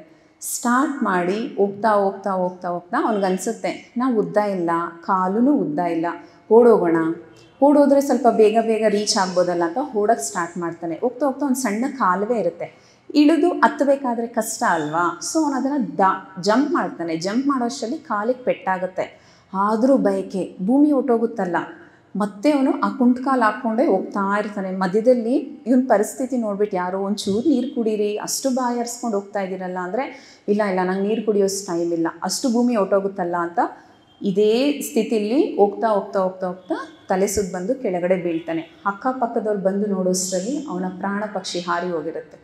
ಸೊ ಎಲ್ಲಿನ ಬಯಕೆ? ಹಾಗಾಗಿ ಬಯಕೆ ಇರಬೇಕು, ಆದರೆ ಅತಿಯಾದ ಬಯಕೆ ನಮಗೆ ಅವಶ್ಯಕತೆ ಇಲ್ಲ. ಸೊ ಬಯಕೆನ ಹೇಗೆ ಕ್ಲಿಯರ್ ಮಾಡ್ಕೋಬೇಕು ಅಂದರೆ, ಏನೇ ತಗೋಬೇಕಾದ್ರೂ ಏನೇ ಮಾಡಬೇಕಾದ್ರೂ ಫಸ್ಟು ಚೆಕ್ ಮಾಡ್ಕೋಬೇಕು, ನಮಗೆ ಆಗುತ್ತಾ. 3 ಸತಿ ಪೋಸ್ಟ್ಪೋನ್ ಮಾಡ್ಕೋಬೇಕು. ಈಗ ನೋಡಿ, ಡಿಸ್ಕೌಂಟ್ಸಲ್ಲಿರುತ್ತೆ, ಕ್ರೆಡಿಟ್ ಕಾರ್ಡ್ಸ್ ಯೂಸ್ ಮಾಡ್ತೀವಿ. ಸೊ ಏನಾದರೂ ಕೈಯಲ್ಲಿದೆ ಅಂದರೆ ನಾವು ಆಟೋಮೆಟಿಕ್ಕಾಗಿ ಯೂಸ್ ಮಾಡ್ತೀವಲ್ವ, ಫಸ್ಟ್ ಚೆಕ್ ಮಾಡ್ಕೋಬೇಕು. ಏನೋ ಒಂದು ವಸ್ತು ಬೇಕು ಅಂದರೆ 3 ಟೈಮ್ಸ್ ನಾಳೆ ತಗೊಳ್ಳೋಣ, ನಾಳೆ ತಗೊಳ್ಳೋಣ, ನಾಳೆ ತಗೊಳ್ಳೋಣ 3 ಸತಿ ಆದಮೇಲೆ ಕೂಡ ನಮ್ಗೆ ಅದರ ಅವಶ್ಯಕತೆ ಇದೆ ಅಂದರೆ ಓಕೆ, ಆವಾಗ ಯೂಸ್ ಮಾಡಬೇಕು. ಸೊ ಬಯಕೆಯನ್ನು ಕಂಟ್ರೋಲ್ ಮಾಡಬೇಕಾದ್ರೆ ಒಂದು ಅದನ್ನು ಈಡೇರಿಸ್ಕೋಬೋದು. ಆಗುತ್ತೆ, ನನ್ನ ಕೈಯಲ್ಲಿ ಆಗುತ್ತೆ, ಓಕೆ ಇದು ನನಗೆ ಸಿಗುತ್ತೆ ಅನ್ನೋದಾದರೆ ಈಡೇರಿಸ್ಕೊಳ್ಳೋಣ. ಸಿಗಲ್ಲ ಅನ್ನೋದಾದರೆ ಧ್ಯಾನದಲ್ಲಿ ಕುಳಿತು ಅದನ್ನು ಕರಗಿಸೋಣ. ಒಂದು ದಿನಕ್ಕಾಗದೇ ಇರಬಹುದು, ಆದರೆ ಕ್ರಮೇಣ ಕ್ರಮೇಣ ಕ್ರಮೇಣ ಅದು ಪ್ರಮಾಣ ಕಡಿಮೆ ಆಗುತ್ತೆ. ಸೊ ಬಯಕೆ ಅರಿಷಡ್ವರ್ಗಗಳಲ್ಲಿ ಫಸ್ಟು ಬರುತ್ತೆ. ಎರಡನೇದು ಬಂದು ಕಾಮ ಆದಮೇಲೆ ಕ್ರೋಧ. ಇದು ಬಯಕೆಯ ಪಕ್ಕದಲ್ಲೇ ಇರುತ್ತೆ. ಯಾಕೆ ಅಂದರೆ ಬಯಕೆ ಈಡೇರಿದ್ರೆ ಖುಷಿ ಆಗುತ್ತೆ, ಈಡೇರಲಿಲ್ಲ ಅಂದರೆ ಕೋಪ ಬರುತ್ತೆ. ನಾವೇನಾದರೂ ಒಂದು ಅಂದ್ಕೊಳ್ತೀವಿ, ಆಗಲಿಲ್ಲ ಅಂದರೆ ಏನು ಬರುತ್ತೆ, ಸರ್ರಂತ ಹತ್ತುತ್ತೆ BP. ಎಲ್ಲರಿಗೂ ಅಷ್ಟೇ, ಹತ್ತಿದೆ ಅನ್ನೋದು ನಮಗೆ ಗೊತ್ತಿರಲ್ಲ. ಸೊ ಅದರ ಪಕ್ಕದಲ್ಲೇ ಇರುತ್ತೆ. ಅಂದರೆ ಕೋಪ ಬರೋದು ತಪ್ಪ ಅಂದರೆ ಕೋಪ, ದ್ವೇಷ, ಕ್ರೋಧ, ಅದರಲ್ಲಿ 3 ಥರ ಇರುತ್ತೆ. ಕೋಪ ಎಲ್ಲರಿಗೂ ಇರಬೇಕು. ಈಗ ಒಂದು ಉದ್ಯೋಗಿ, ಅವನಿಗೆ ಎಲ್ಲೂ ಸಿಗಲ್ಲ, ಯಾಕೆ ಅಂದರೆ ಅತಿಯಾದ ಬಯಕೆಯಿಂದ ಅವನೆಲ್ಲ ಕಡೆ ಹುಡುಕ್ತಾ ಇರ್ತಾನೆ, ಅವನಿಗೆ ಸರಿಯಾಗಿ ಜಾಬ್ ಸಿಗಲ್ಲ. ಅದ್ರ ಪ್ರಭಾವ ಆ್ಯಕ್ಚುಲಿ ಮನೆಯವ್ರ ಮೇಲೆ ಬೀರ್ತಾ ಇರುತ್ತೆ. ಮನೆಗೆ ಬರ್ತಾನೆ, ವೈಫನ್ನು ಸರಿಯಾಗಿ ಮಾತಾಡ್ಸಲ್ಲ, ಮಕ್ಕಳನ್ನ ಸರಿಯಾಗಿ ಮಾತಾಡ್ಸಲ್ಲ, ಅದ್ರ ಕಂಪ್ಲೀಟ್ ಪ್ರಭಾವ ಅಲ್ಲಿ ಬೀಳ್ತಾ ಇರುತ್ತೆ. ಸೊ ಇದು ಕ್ರೋಧ. ಕೋಪ ಹೇಗಿರುತ್ತೆ? ಕೋಪ ತುಂಬ ಸಿಂಪಲ್ ಆಗಿರುತ್ತೆ. ಹೇಗಿರುತ್ತೆ ಅಂದರೆ, ಮಕ್ಕಳು ಸ್ಕೂಲಿಗೆ ಹೋಗಲ್ಲ, ಜೋರಾಗಿ ಒಂದು ಆವಾಜ್ ಹಾಕಿದ್ರು ಅಂದರೆ ಹೇಗಿರ್ತಾರೆ, ಅವರು ಇರಲ್ಲ, ಲಂಚ್ ಬ್ಯಾಗು ಇರಲ್ಲ, ಬ್ಯಾಗು ಇರಲ್ಲ, ಕ್ಲೀನಾಗೆಲ್ಲ 5 ನಿಮಿಷದಲ್ಲಿ ಖಾಲಿ ಮಾಡ್ಕೊಂಡು ಹೋಗಿರ್ತಾರೆ. ಕಣ್ಣು ಕೆಂಪು ಮಾಡಿಕೊಂಡು ಜಸ್ಟು ಓಯ್ ಅಂದಿದ್ದೀವಿ ಅಂದರೆ ಕೋಪದಿಂದ. ಅದೇ ಗಂಡ ಹೆಂಡತಿ ಜಗಳ, ಅವರು ಸುಮಾರು ಒಂದು 1/2 ಅವರ್ 3/4 ಅವರ್ ಕಿತ್ತಾಡಿ ಆ ಕೋಪ ಎಲ್ಲಿಗೆ ಎಂಡಾಗುತ್ತೆ ಅಂದರೆ ಇನ್ನೊಂದು 10-15 ನಿಮಿಷದಲ್ಲಿ ಅವಳು ಹೇಳ್ತಾಳೆ, ಬಿಸಿಬೇಳೆ ಬಾತ್ ರೆಡಿ ಆಗಿದೆ, ಖಾರ ಬುಂದಿ ತೊಗೊಬನ್ನಿ ಅಂತ. ಅವನು ನಿಧಾನಕ್ಕೆ ನೋಡಿ, ತುಪ್ಪ ಹಾಕಿಲ್ಲ ನೋಡು ಅಂತಾನೆ, ಅಲ್ಲಿಗೆ ಎಂಡಾಗುತ್ತೆ. ಅದು ಕೋಪ. ಅದನ್ನು ಪ್ರೇಮ ಯುದ್ಧ ಅಂತ ಕರೀತಾರೆ ಕೃಷ್ಣ ಪರಮಾತ್ಮರು. ಸೊ ನಾವು ಯಾವಾಗೂ ಕೋಪದಲ್ಲಿರಬೇಕು, ಪ್ರೇಮ ಯುದ್ಧದಲ್ಲಿ ಇರಬೇಕು. ಇದೇ ಕೋಪ ಒಂದು ಸಾರಿ ಬುದ್ಧ ಭಗವಾನರು ಹೋಗ್ತಾ ಇರ್ತಾರೆ, ಒಂದು ಕಾಡಿನ ಮಧ್ಯೆ. ಎಲ್ಲರೂ ಹೇಳ್ತಾರೆ, ಆ ಕಾಡಲ್ಲಿ ಹೋಗಬೇಡಿ, ಒಂದು ಭಯಂಕರವಾದ ಹಾವಿದೆ, ರಾಕ್ಷಸ ಅಂದ್ಕೊಳ್ಳಿ ಹಾವನ್ನ, ಅದೆಲ್ಲರಿಗೂ ಕಚ್ಚುತ್ತೆ ಅಂದಾಗ ಹೌದಾ ಅಂತ ಆ ಮಹಾನುಭಾವ ಒಂದು ಮುಗುಳ್ನಗೆ ಕೊಟ್ಟು ಹೋಗ್ತಾ ಇರಬೇಕಾದ್ರೆ ಆ ಹಾವು ಕಚ್ಚಕ್ಕೆ ಬಂದಾಗ ಆತ ಕಣ್ಣಲ್ಲಿರುವಂತಹ ಒಂದು ಪ್ರೇಮ ತತ್ವ, ಆ ಪ್ರೇಮ ಕಾಂತಿ ಹಾವನ್ನ ಶರಣಾಗತಿಯಾಗುವಂತೆ ಮಾಡುತ್ತೆ. ಆವಾಗ ಹೇಳ್ತಾರೆ, ನಾನು ಏನು ಮಾಡಬೇಕು, ನಾನು ನಿಮಗೆ ಸರೆಂಡರ್ ಆಗಿದ್ದೀನಿ, ನಾನು ಹೇಗಿರಬೇಕು ಅಂದಾಗ ಅಹಿಂಸಾ ಮಾರ್ಗದಲ್ಲಿರು ನೀನು, ಯಾರಿಗೂ ತೊಂದರೆ ಕೊಡಬೇಡ. ಈ ರೋಡಲ್ಲಿ ಎಷ್ಟು ಜನ ಓಡಾಡ್ತಾರೆ, ಅಲ್ಲೆಲ್ಲೋ ಸುತ್ತಾಕೊಂಡು ಬರೋದಕ್ಕಿಂತ ಈ ರೋಡಲ್ಲಿ ಹೋದರೆ ಎಷ್ಟು ಈಸಿ ಆಗುತ್ತಲ್ಲ ಅವ್ರಿಗೆ ಅಂದಾಗ ಆ ಬುದ್ಧ ಭಗವಾನ ಮಾತುಗಳನ್ನ ಕೇಳಿ ಆ ಹಾವು ಸರಿ ಆಯಿತು, ಇನ್ಮೇಲಿಂದ ನಾನು ಅಹಿಂಸಾ ಮಾರ್ಗದಲ್ಲಿ ಇರ್ತೀನಿ ಅಂತಾರೆ. ಒಂದು 6 ತಿಂಗಳು ಬಿಟ್ಟು ಬುದ್ಧ ಭಗವಾನರು ಮತ್ತೆ ಅದೇ ರೋಡಿಗೆ ಬರ್ತಾರೆ. ಬಂದಾಗ ಅವ್ರ ಕಣ್ಣು ಆ ಹಾವು ನೋಡ್ಕುತ್ತೆ. ಎಷ್ಟು ಜನ ಮಕ್ಕಳು ಆಟ ಆಡ್ತಾ ಇರ್ತಾರೆ, ಜನಗಳು ಓಡಾಡ್ತಾ ಇರ್ತಾರೆ, ಎಲ್ಲವೂ ಬ್ಯೂಟಿಫುಲ್ ಆಗಿದೆ. ಆದರೆ ಆ ಹಾವಲ್ಲಿ, ಏಕೆಂದರೆ ಇವರಿಷ್ಟು ಜನ ಮಾಡೋದಕ್ಕೆ ಹಾವು ಪರ್ಮಿಷನ್ ಕೊಟ್ಟಿದೆ ಅಲ್ವಾ ಕಾರಣ. ಹುಡುಕಿದ್ರೆ ಪಾಪ ಅದ್ರ ಮೈಯೆಲ್ಲ ರಕ್ತ ಆಗಿರುತ್ತೆ, ಒಂದು ಪೊದೆ ಪಕ್ಕದಲ್ಲಿ ಬಿದ್ದಿರುತ್ತೆ. ಅವಾಗ ಬಂದು, ಯಾಕೆ ಮಿತ್ರಮ್ಮ ಇಂಥ ಸ್ಥಿತಿ ನಿನಗೆ ಅಂದಾಗ ಹೇಳ್ತಾರೆ, ನೋಡು ನೀನು ಹೇಳ್ದೆ ಈ ರೀತಿ ಇರು ಅಂತ, ನೋಡು ನನ್ನ ಪರಿಸ್ಥಿತಿ ಅಂದಾಗ ಅವಾಗ ಬುದ್ಧ ಭಗವಾನರು ಒಂದು ಹೇಳ್ತಾರೆ, ಏನು ಅಂದರೆ, ನಾನು ನಿನ್ನನ್ನು ಕಚ್ಚಬೇಡ ಅಂದೆ, ಬುಸ್ಗುಟ್ಬೇಡ ಅಂದಿಲ್ವಲ್ಲ, ಬುಸುಗುಟ್ಟಿ ನಿನ್ನನ್ನು ನೀನು ಕಾಪಾಡ್ಕೋ. ಮಾಸ್ಟರ್ಸ್, ನಮ್ಮ ಲೈಫಲ್ಲೂ ಅಷ್ಟೇ, ನಾವು ಬುಸ್ಗುಟ್ಟಬೇಕು. ಆ ಒಂದು ಟೈಮ್ ಬಂದಾಗ ಬುಸ್ಗುಟ್ಟಬೇಕು, ಆದರೆ ನಮ್ಮನ್ನು ನಾವು ಕಾಪಾಡ್ಕೊಳ್ಳೋ ಥರ ಇರಬೇಕು. ಇದು ಕೋಪ. ಇನ್ನೊಂದು ಚೂರು ಮುಂದೆ ಹೋದರೆ ದ್ವೇಷವಾಗಿ ಕನ್ವರ್ಟ್ ಆಗುತ್ತೆ. ದ್ವೇಷ ಹೇಗಿರುತ್ತೆ ಅಂದರೆ, ಒಂದು ಹೆಣ್ಮಗುನ ತೊಗೊಳ್ಳೋಣ, ಅದು ಚಿಕ್ಕದಾಗಿರಾಗ ಅಣ್ಣ ಅಪ್ಪ ಅಮ್ಮ ಹೇಳಿದಾಗೆ ಕೇಳಬೇಕು, ಅಲ್ಲಿ ಅದಕ್ಕೆ ಸ್ವತಂತ್ರ ಇರಲ್ಲ. ಸೊ ಈಗಿನ ಹೆಣ್ಮಕ್ಳನ್ನ ನಾನು ತಗೊಳ್ತಾ ಇಲ್ಲ, ಸ್ವಲ್ಪ ಹಿಂದಕ್ಕೆ ಹೋಗೋಣ. ಅವ್ರಿಗೆ ನೆಕ್ಸ್ಟ್ ಮದುವೆ ಆಗಿ ಬಂದಾಗ ಗಂಡ, ಅತ್ತೆ, ಮೈದ್ನ, ನಾದ್ನಿ ಇವರ ಅಂಡರಲ್ಲಿ ಬರ್ತಾರೆ ಅವರು. ಇದೆಲ್ಲ ಆಗಿ ಇನ್ನೊಂದು 20-30 ವರ್ಷ ಮುಂದಕ್ಕೆ ಹೋದಾಗ ಅವರು ಅಧಿಕಾರ ಸ್ಥಾನಕ್ಕೆ ಇರ್ತಾರೆ, ಅತ್ತೆ ಪೋಸ್ಟಿಗೆ ಬರ್ತಾರೆ. ಎಲ್ಲಿರುತ್ತೋ ದ್ವೇಷ ಗೊತ್ತಿಲ್ಲ. ಪಾಪ ಆ ಬಂದಿರೋ ಹೆಣ್ಮಗಳ ಮೇಲೆ ಬೀಳುತ್ತೆ ಆ ದ್ವೇಷ. ಕಾಮನ್ ಆಗಿ ಪಾಪ ಅತ್ತೆಗೆ ಯಾರ ಮೇಲೇನೂ ಕೋಪ ಇರಲ್ಲ ಆ್ಯಕ್ಚುಲಿ. ಪಾಪ ಅವಳೊಳಗಡೆ ಇಟ್ಕೊಂಡಿರೋ ಆ ಫ್ರಸ್ಟ್ರೇಷನ್ನು ಫಸ್ಟು ಕೋಪ ಬರುತ್ತೆ. ಇಲ್ಲೂ ಹೇಳೋಕ್ಕಾಗಲ್ಲ, ಅಲ್ಲೂ ಹೇಳೋಕ್ಕಾಗಲ್ಲ. ಈಗಲೂ ಅಷ್ಟೇ. ಈಗ ನಾನು ನಮ್ಮ ಮನೆಗೆ ಹೋಗ್ಬಿಟ್ಟು ನಾನು ಅವ್ರ ಜೊತೆ ಇರಲ್ಲ ಅಂದರೆ ನನ್ನ ಮನೆಗೆ ಬರಬೇಡಮ್ಮ ಅಂತಾರೆ. ನಿನ್ನನ್ನು ಓದಿಸಿದ್ದೀವಿ ಮಾಡಿದ್ದೀವಿ, ಬೇಕಾದ್ರೆ ಸಪ್ರೇಟ್ ಇಟ್ಕೊಂಡು ಮಾಡ್ಕೊ, ನಮ್ಮ ಮನೆಗೆ ಬರಬೇಡ ಅಂತಾರೆ. ಅಂದರೆ ಅವರ ಉದ್ದೇಶ ಅಡ್ಜಸ್ಟ್ ಮಾಡ್ಕೊಂಡು ಅಳ್ಳಿದ್ರೆ ನಾಳೆ ಒಂದಿನ ಅವಳು ಅರ್ಥ ಮಾಡ್ಕೊಳ್ತಾಳೆ ಅಂತ ಅವ್ರ ಉದ್ದೇಶ. ಆದರೆ ಆ ಹೆಣ್ಣಿನ ಮನಸ್ಸಲ್ಲಿ ದ್ವೇಷ ಹೇಗೆ ಕೂತಿರುತ್ತೆ ಅಂದರೆ, ಬರೋ ಸೊಸೆ ಮೇಲೆ ಆ ದ್ವೇಷವನ್ನು ಸುರಿಸ್ತಾ ಇರ್ತಾಳೆ. ನಾನು ದೊಡ್ಡವಳು, ನಾನು ಹೇಳಿದ್ದೇ ಆಗಬೇಕು, ದೊಡ್ಡವರು ಚಿಕ್ಕವರು ಅನ್ನೋ ಮರ್ಯಾದೆ ಇಲ್ಲ. ಇವೆಲ್ಲ ಹೇಳಿದಾಗ ಪಾಪ ಅವ್ರ ಹಸ್ಬೆಂಡ್ 20 ವರ್ಷದ ಹಿಂದೆ ಆಗಿದ್ದರೆ ಅವನಿಗೆ ಶಕ್ತಿ ಇರ್ತಾಯಿತ್ತು, ಒಂದು ಏಟ್ ಕೊಟ್ಟು ಏನೋ ಮಾಡಿ ತೀರಿಸ್ಕೊತಾ ಇದ್ದ. ಈಗ ಅವನು ಪೇಪರ್ ಓದ್ಕೊಂಡು ಮೊಬೈಲ್ ನೋಡಿಕೊಂಡು ಏನು ಗೊತ್ತಿಲ್ಲದಿರೋ ಥರ ಕೂತ್ಕೊಳ್ತಾನೆ. ಇನ್ನು ಮಕ್ಕಳು ಅವ್ರಿಗೆ ಚಿಕ್ಕಂದಿಂದ ಅಭ್ಯಾಸ ಆಗೋಗಿರುತ್ತೆ, ಅಮ್ಮ ಕಾಯ ಕಾಯ ಕಾಯ ಕಾಯ ಅಂತಲೇ ಇರ್ತಾಳೆ, ಈ ಅಮ್ಮಂದು ಯಾವಾಗೂ ಇಷ್ಟ ಅಂತ. ಆದರೆ ನಿಜವಾಗ್ಲೂ ಅದರ ಎಫೆಕ್ಟ್ ಬೀಳೋದು ಬಂದು ಆ ಮನೆ ಸೊಸೆಗೆ. ಈಗ ಅಡ್ಜಸ್ಟ್ ಮಾಡ್ಕೊಳ್ಳೋರು ಕಡಿಮೆನೇ, ಬಟ್ ಆ ಹೆಣ್ಣು ಅತ್ತೆ ಯಾವ ಪರಿಸ್ಥಿತಿಲಿ ಇರ್ತಾಳೆ, ಅವಳ ದ್ವೇಷವನ್ನು ಪಾಪ ಅವಳಿಗೆ ಗೊತ್ತಿರಲ್ಲ, ಚಿಕ್ಕಂದಿಂದ ಅವಳಿಗೆ ಫ್ರೀಡಮ್ ಇರಲ್ಲ, ದ್ವೇಷ ಅನ್ನೋದನ್ನು ಅವಳು ಆ ರೀತಿ ಸುರಿಸ್ತಾ ಇರ್ತಾಳೆ. ಇವೆಲ್ಲ ಈಗ ಹೇಳ್ತಾ ಇರೋ ಎಲ್ಲ ಅರಿಷಡ್ವರ್ಗಗಳನ್ನ ನಾವು ಕ್ರಮೇಣವಾಗಿ ಕ್ಲಿಯರ್ ಮಾಡ್ಕೊಂಡಿಲ್ಲ ಅಂದರೆ ನಮಗೆ ಅದು ಬ್ಲ್ಯಾಕೇಜಸ್ ಆಗಿ ಕೂರುತ್ತೆ ಮಾಸ್ಟರ್ಸ್. ಸೊ ದ್ವೇಷ ಅನ್ನೋದು ಹೀಗಿರುತ್ತೆ. ಆ ದ್ವೇಷದಿಂದ ನಾವು ಕ್ರೋಧಕ್ಕೆ ಹೇಗೆ ಹೋಗ್ತೀವಿ ಅಂದರೆ, ಬಾಸ್ ಇರ್ತಾನೆ, ಆ ಬಾಸು ತನ್ನ ವರ್ಕರ್ ಸರಿಯಾಗಿ ಕೆಲಸ ಮಾಡಿಲ್ಲ ಅಂತ. ಇವಾಗ ನಾವೊಂದು ಆಫೀಸಲ್ಲಿ ವರ್ಕ್ ಮಾಡ್ತಾ ಇದ್ದೀವಿ ಅಂದರೆ ಮಿನಿಮಮ್ ಅಂದರೂ 10-12 ವರ್ಷ ಮಾಡ್ತಾ ಇರ್ತೀವಿ. ಅಲ್ಲಿನ ವರ್ಕ್ ಎಲ್ಲ ನಮಗೆ ಕಂಪ್ಲೀಟ್ ಒಂದು ಐಡಿಯಾ ಇರುತ್ತೆ. ಆದರೂ ಕೂಡ ಅವ್ನು ಪದೇ ಪದೇ ಪದೇ ಪದೇ ಹೇಳ್ತಾ ಇದ್ರೆ ಎಷ್ಟು ಕ್ರೋಧ ಬರುತ್ತೆ ಅಂದರೆ ಕೆಲಸ ಬಿಡೋಂಗಿಲ್ಲ. ಕಮಿಟ್ಮೆಂಟ್ಸ್ ಇಲ್ಲಿ ಮಾಡದೇ ಇರೋಕ್ಕೂ ಆಗ್ತಾಯಿಲ್ಲ, ಮಾಡೋಕ್ಕೂ ಆಗ್ತಾಯಿಲ್ಲ ಅಂಥ ಪರಿಸ್ಥಿತಿ. ಎಲ್ಲಿವರೆಗೂ ಅವನ ಕ್ರೋಧ ಇರುತ್ತೆ ಅಂದರೆ, ಮನೆಗೆ ಬಂದು ಹೆಂಡತಿ ಟೀ ಕೊಟ್ಟಿಲ್ಲ ಅನ್ನೋ ಒಂದು ಸಿಂಪಲ್ ರೀಸನಿಗೆ ಅವನು ಅವಳ ಮೇಲೆ ಕಿರ್ಚಾಡ್ತಾನೆ. ಅವಳು ಉಲ್ಟಾ ಗಂಡನೇನೋ ಅನ್ನೋಕ್ಕಾಗಲ್ವಲ್ಲ, ಮಗ ಪೆನ್ಸಿಲ್ ಮುರ್ಕೊಂಡ ಅಂತ ಅವನು ರಪ್ ಅಂತ ಒಂದು ಇಡ್ತಾಳೆ. ಅವನು ಅಮ್ಮನ ಹೊಡಿಯೋಕ್ಕಾಗಲ್ವಲ್ಲ ತಿರುಗಿ, ಅವಳ ತಂಗಿ ಗೊಂಬೆ ಏನೋ ಇಟ್ಕೊಂಡಿರ್ತಾಳೆ, ಗೊಂಬೆ ಕಿತ್ತಾಕ್ತಾಳೆ, ತಂಗಿನ ಒಂದು ಹೊಡಿತಾನೆ. ಅವಳು ಅಣ್ಣನ ತಿರುಗಿಸಿ ಹೊಡಿಯೋಕ್ಕಾಗಲ್ಲ, ಸಾಕು ನಾಯಿ ಇರುತ್ತೆ ಮನೇಲಿ, ಒಂದು ನಾಯಿ ಇರುತ್ತಲ್ವ, ಆ ನಾಯಿಗೆ ಒಂದು ಇಡ್ತಾಳೆ. ಆ ನಾಯಿ ಮನೆ ಹೊಡೆಯ ಎತ್ತು, ಅದೇನು ಮಾಡೋಕ್ಕಾಗಲ್ಲ, ರೋಡಲ್ಲಿ ಹೋಗೋನು ಕಚ್ತಾರೆ. ಸೊ ಆ ನಾಯಿ ಕಚ್ಚಿದ್ರೆ ಅವ್ನು ತಿರುಗಿ ನಾಯಿನ ಕಚ್ಚಿದ್ರೆ ಚೆನ್ನಾಗಿರಲ್ವಲ್ಲ, ಅವನು ಮತ್ತೆ ಅವನು ಹೆಂಡ್ತೀನಿ ಇದು ಮಾಡ್ತಾನೆ. ಇದೇ ಥರ ಒಂದು ಕ್ರೋಧದ ಸುಳಿ ತಿರುಗ್ತಾನೇ ಇರುತ್ತೆ ನಮ್ಮ ಸುತ್ತ. ಸೊ ಇದಕ್ಕೆ ನಾವು ಏನು ಮಾಡಬೇಕು ಅಂದರೆ, ಫಸ್ಟು ಕೋಪ ಬಂದಿದ ತಕ್ಷಣ ಅಲ್ಲೇ ಕೋಪಕ್ಕೇನೆ okay baby cool, take it easy. ಯಾರಿಂದ ನನಗೆ ಕೋಪ ಬರ್ತಾ ಇದೆ. ಕಾಮನಾಗಿ ನಾವೆಲ್ಲರೂ ಏನು ಮಾಡ್ತೀವಿ, ಕೋಪ ಯಾರ ಮೇಲೇನೋ ಇರುತ್ತೆ, ತೀರಿಸ್ಕೊಳ್ಳೋದು ಇನ್ಯಾರ ಮೇಲೇನೋ ತೀರಿಸ್ಕೊಳ್ತೀವಿ. ಯಾರು ಸಸ್ತಾ ಇರ್ತಾರೋ ಅವ್ರ ಮೇಲೆ ತೀರಿಸ್ಕೊಳ್ತಾ ಇರ್ತೀವಿ. ಯಾರೂ ಇಲ್ಲ ಅಂದರೆ ಈ ತಕ್ಷಣಕ್ಕೆ ಇಲ್ಲಿರೋ ಇವರಿಗೆಲ್ಲ ನಮ್ಮ ಮಕ್ಕಳ ಮೇಲೆ ತೀರಿಸ್ಕೊತಾ ಇರ್ತೀವಿ. ಸೊ ಫಸ್ಟು ಕೂತ್ಕೊಂಡು ಯೋಚನೆ ಮಾಡಬೇಕು, ಕೋಪ ಬರ್ತಾ ಇದೆ ಯಾರ ಮೇಲೆ, ಪರ್ಟಿಕ್ಯುಲರ್ ಇಂಥವ್ರ ಮೇಲೆ ಕೋಪ ಬರ್ತಾ ಇದೆ ಅಂದಾಗ ಕ್ಷಮಿಸಿ. ಕ್ಷಮಾಗುಣ. ಕ್ರೋಧಕ್ಕೆ ಕಂಪ್ಲೀಟ್ ರಾಮಬಾಣ ಏನು ಅಂದರೆ ಕ್ಷಮಾಗುಣ. ಕಂಪ್ಲೀಟಾಗಿ ಕ್ಷಮಿಸಿ ಅವರನ್ನು. ಅಜ್ಞಾನದಲ್ಲಿದ್ದಾರಲ್ವಾ, ಈಗ ನಾವು ಮತ್ತು ನಾವೇನು ಅಜ್ಞಾನದಲ್ಲಿ ಇಲ್ವಾ ಅಂದರೆ, ಇಷ್ಟೆಲ್ಲ ಕೂತ್ಕೊಂಡು ಕೇಳಿಸ್ಕೊತಾ ಇದ್ದೀವಿ, ಮಾತಾಡೋಷ್ಟು ಜ್ಞಾನ ಇದೆ ಅಂದರೆ ಒಂದು ಲೆವೆಲ್ ಜ್ಞಾನದಲ್ಲಿದ್ದೀವಿ, ಅಷ್ಟು ಅಜ್ಞಾನದಲ್ಲಿ ನಾವಿಲ್ಲ. ಹಾಗಾಗಿ ಅವರನ್ನು ಕ್ಷಮಿಸಬೇಕು. ಇನ್ನೂ ಪಡ ಅಂತ ಮಾತಾಡ್ತಾ ಇದ್ದಾರೆ, ಅವ್ರ ಬಾಯಿ ಅವ್ರ ಇಷ್ಟ, ನಮ್ಮ ಕಿವಿ ನಮ್ಮ ಇಷ್ಟ. ಅವರು ಹೇಗೆ ಮಾತಾಡೋ ಹಕ್ಕಿದೆಯೋ ಕೇಳಿಸ್ಕೊಳ್ದೇ ಇರೋ ರೈಟ್ಸ್ ನಮಗೂ ಇದೆಯಲ್ವಾ. ಹಾಗಾಗಿ ಆ ರೀತಿ ಆ ಕೋಪವನ್ನು ಕಂಟ್ರೋಲ್ ಮಾಡಬೇಕು. ಮತ್ತು ಎಷ್ಟೋ ಜನ ನಮ್ಮನ್ನು ಟ್ರಿಗರ್ ಮಾಡೋರು ಇರ್ತಾರಲ್ವ, ಅವ್ರ ಹತ್ರನೂ ನಾವು ಹೀಗೆ ಇರಬೇಕಂದ್ರೆ 3 ಚಾನ್ಸ್ ಕೊಡಿ ಮಾಸ್ಟರ್ಸ್. 1 2 3 ಸರಿಯಾಗಿಡಿ. ಏನೇನು ಅನ್ನಬೇಕು ಅನಿಸುತ್ತೋ, ಹೇಗೆ ಮಾಡಬೇಕು ಅನಿಸುತ್ತೋ ಕಂಪ್ಲೀಟಾಗಿ ಹೇಳಿದ್ದೊಂದು 15ರಿಂದ 20 ನಿಮಿಷ ಆದಮೇಲೆ ಮತ್ತೆ ಪ್ರೀತಿ ತೋರಿಸಿ. ಈಗ ಅತ್ತೆಗೇನೆ ಕಾಮನಾಗಿ ಹೇಳ್ತಾನೆ ಇರ್ತಾರೆ, ಏಜ್ ಆಗಿರುತ್ತೆ ಪಾಪ. ಅವರು ಒಂದು 40 ಇಯರ್ಸ್ ಆದಮೇಲೆ ಯಾರನ್ನು ಚೇಂಜ್ ಮಾಡ್ಕೊಳಕ್ಕಾಗಲ್ಲ.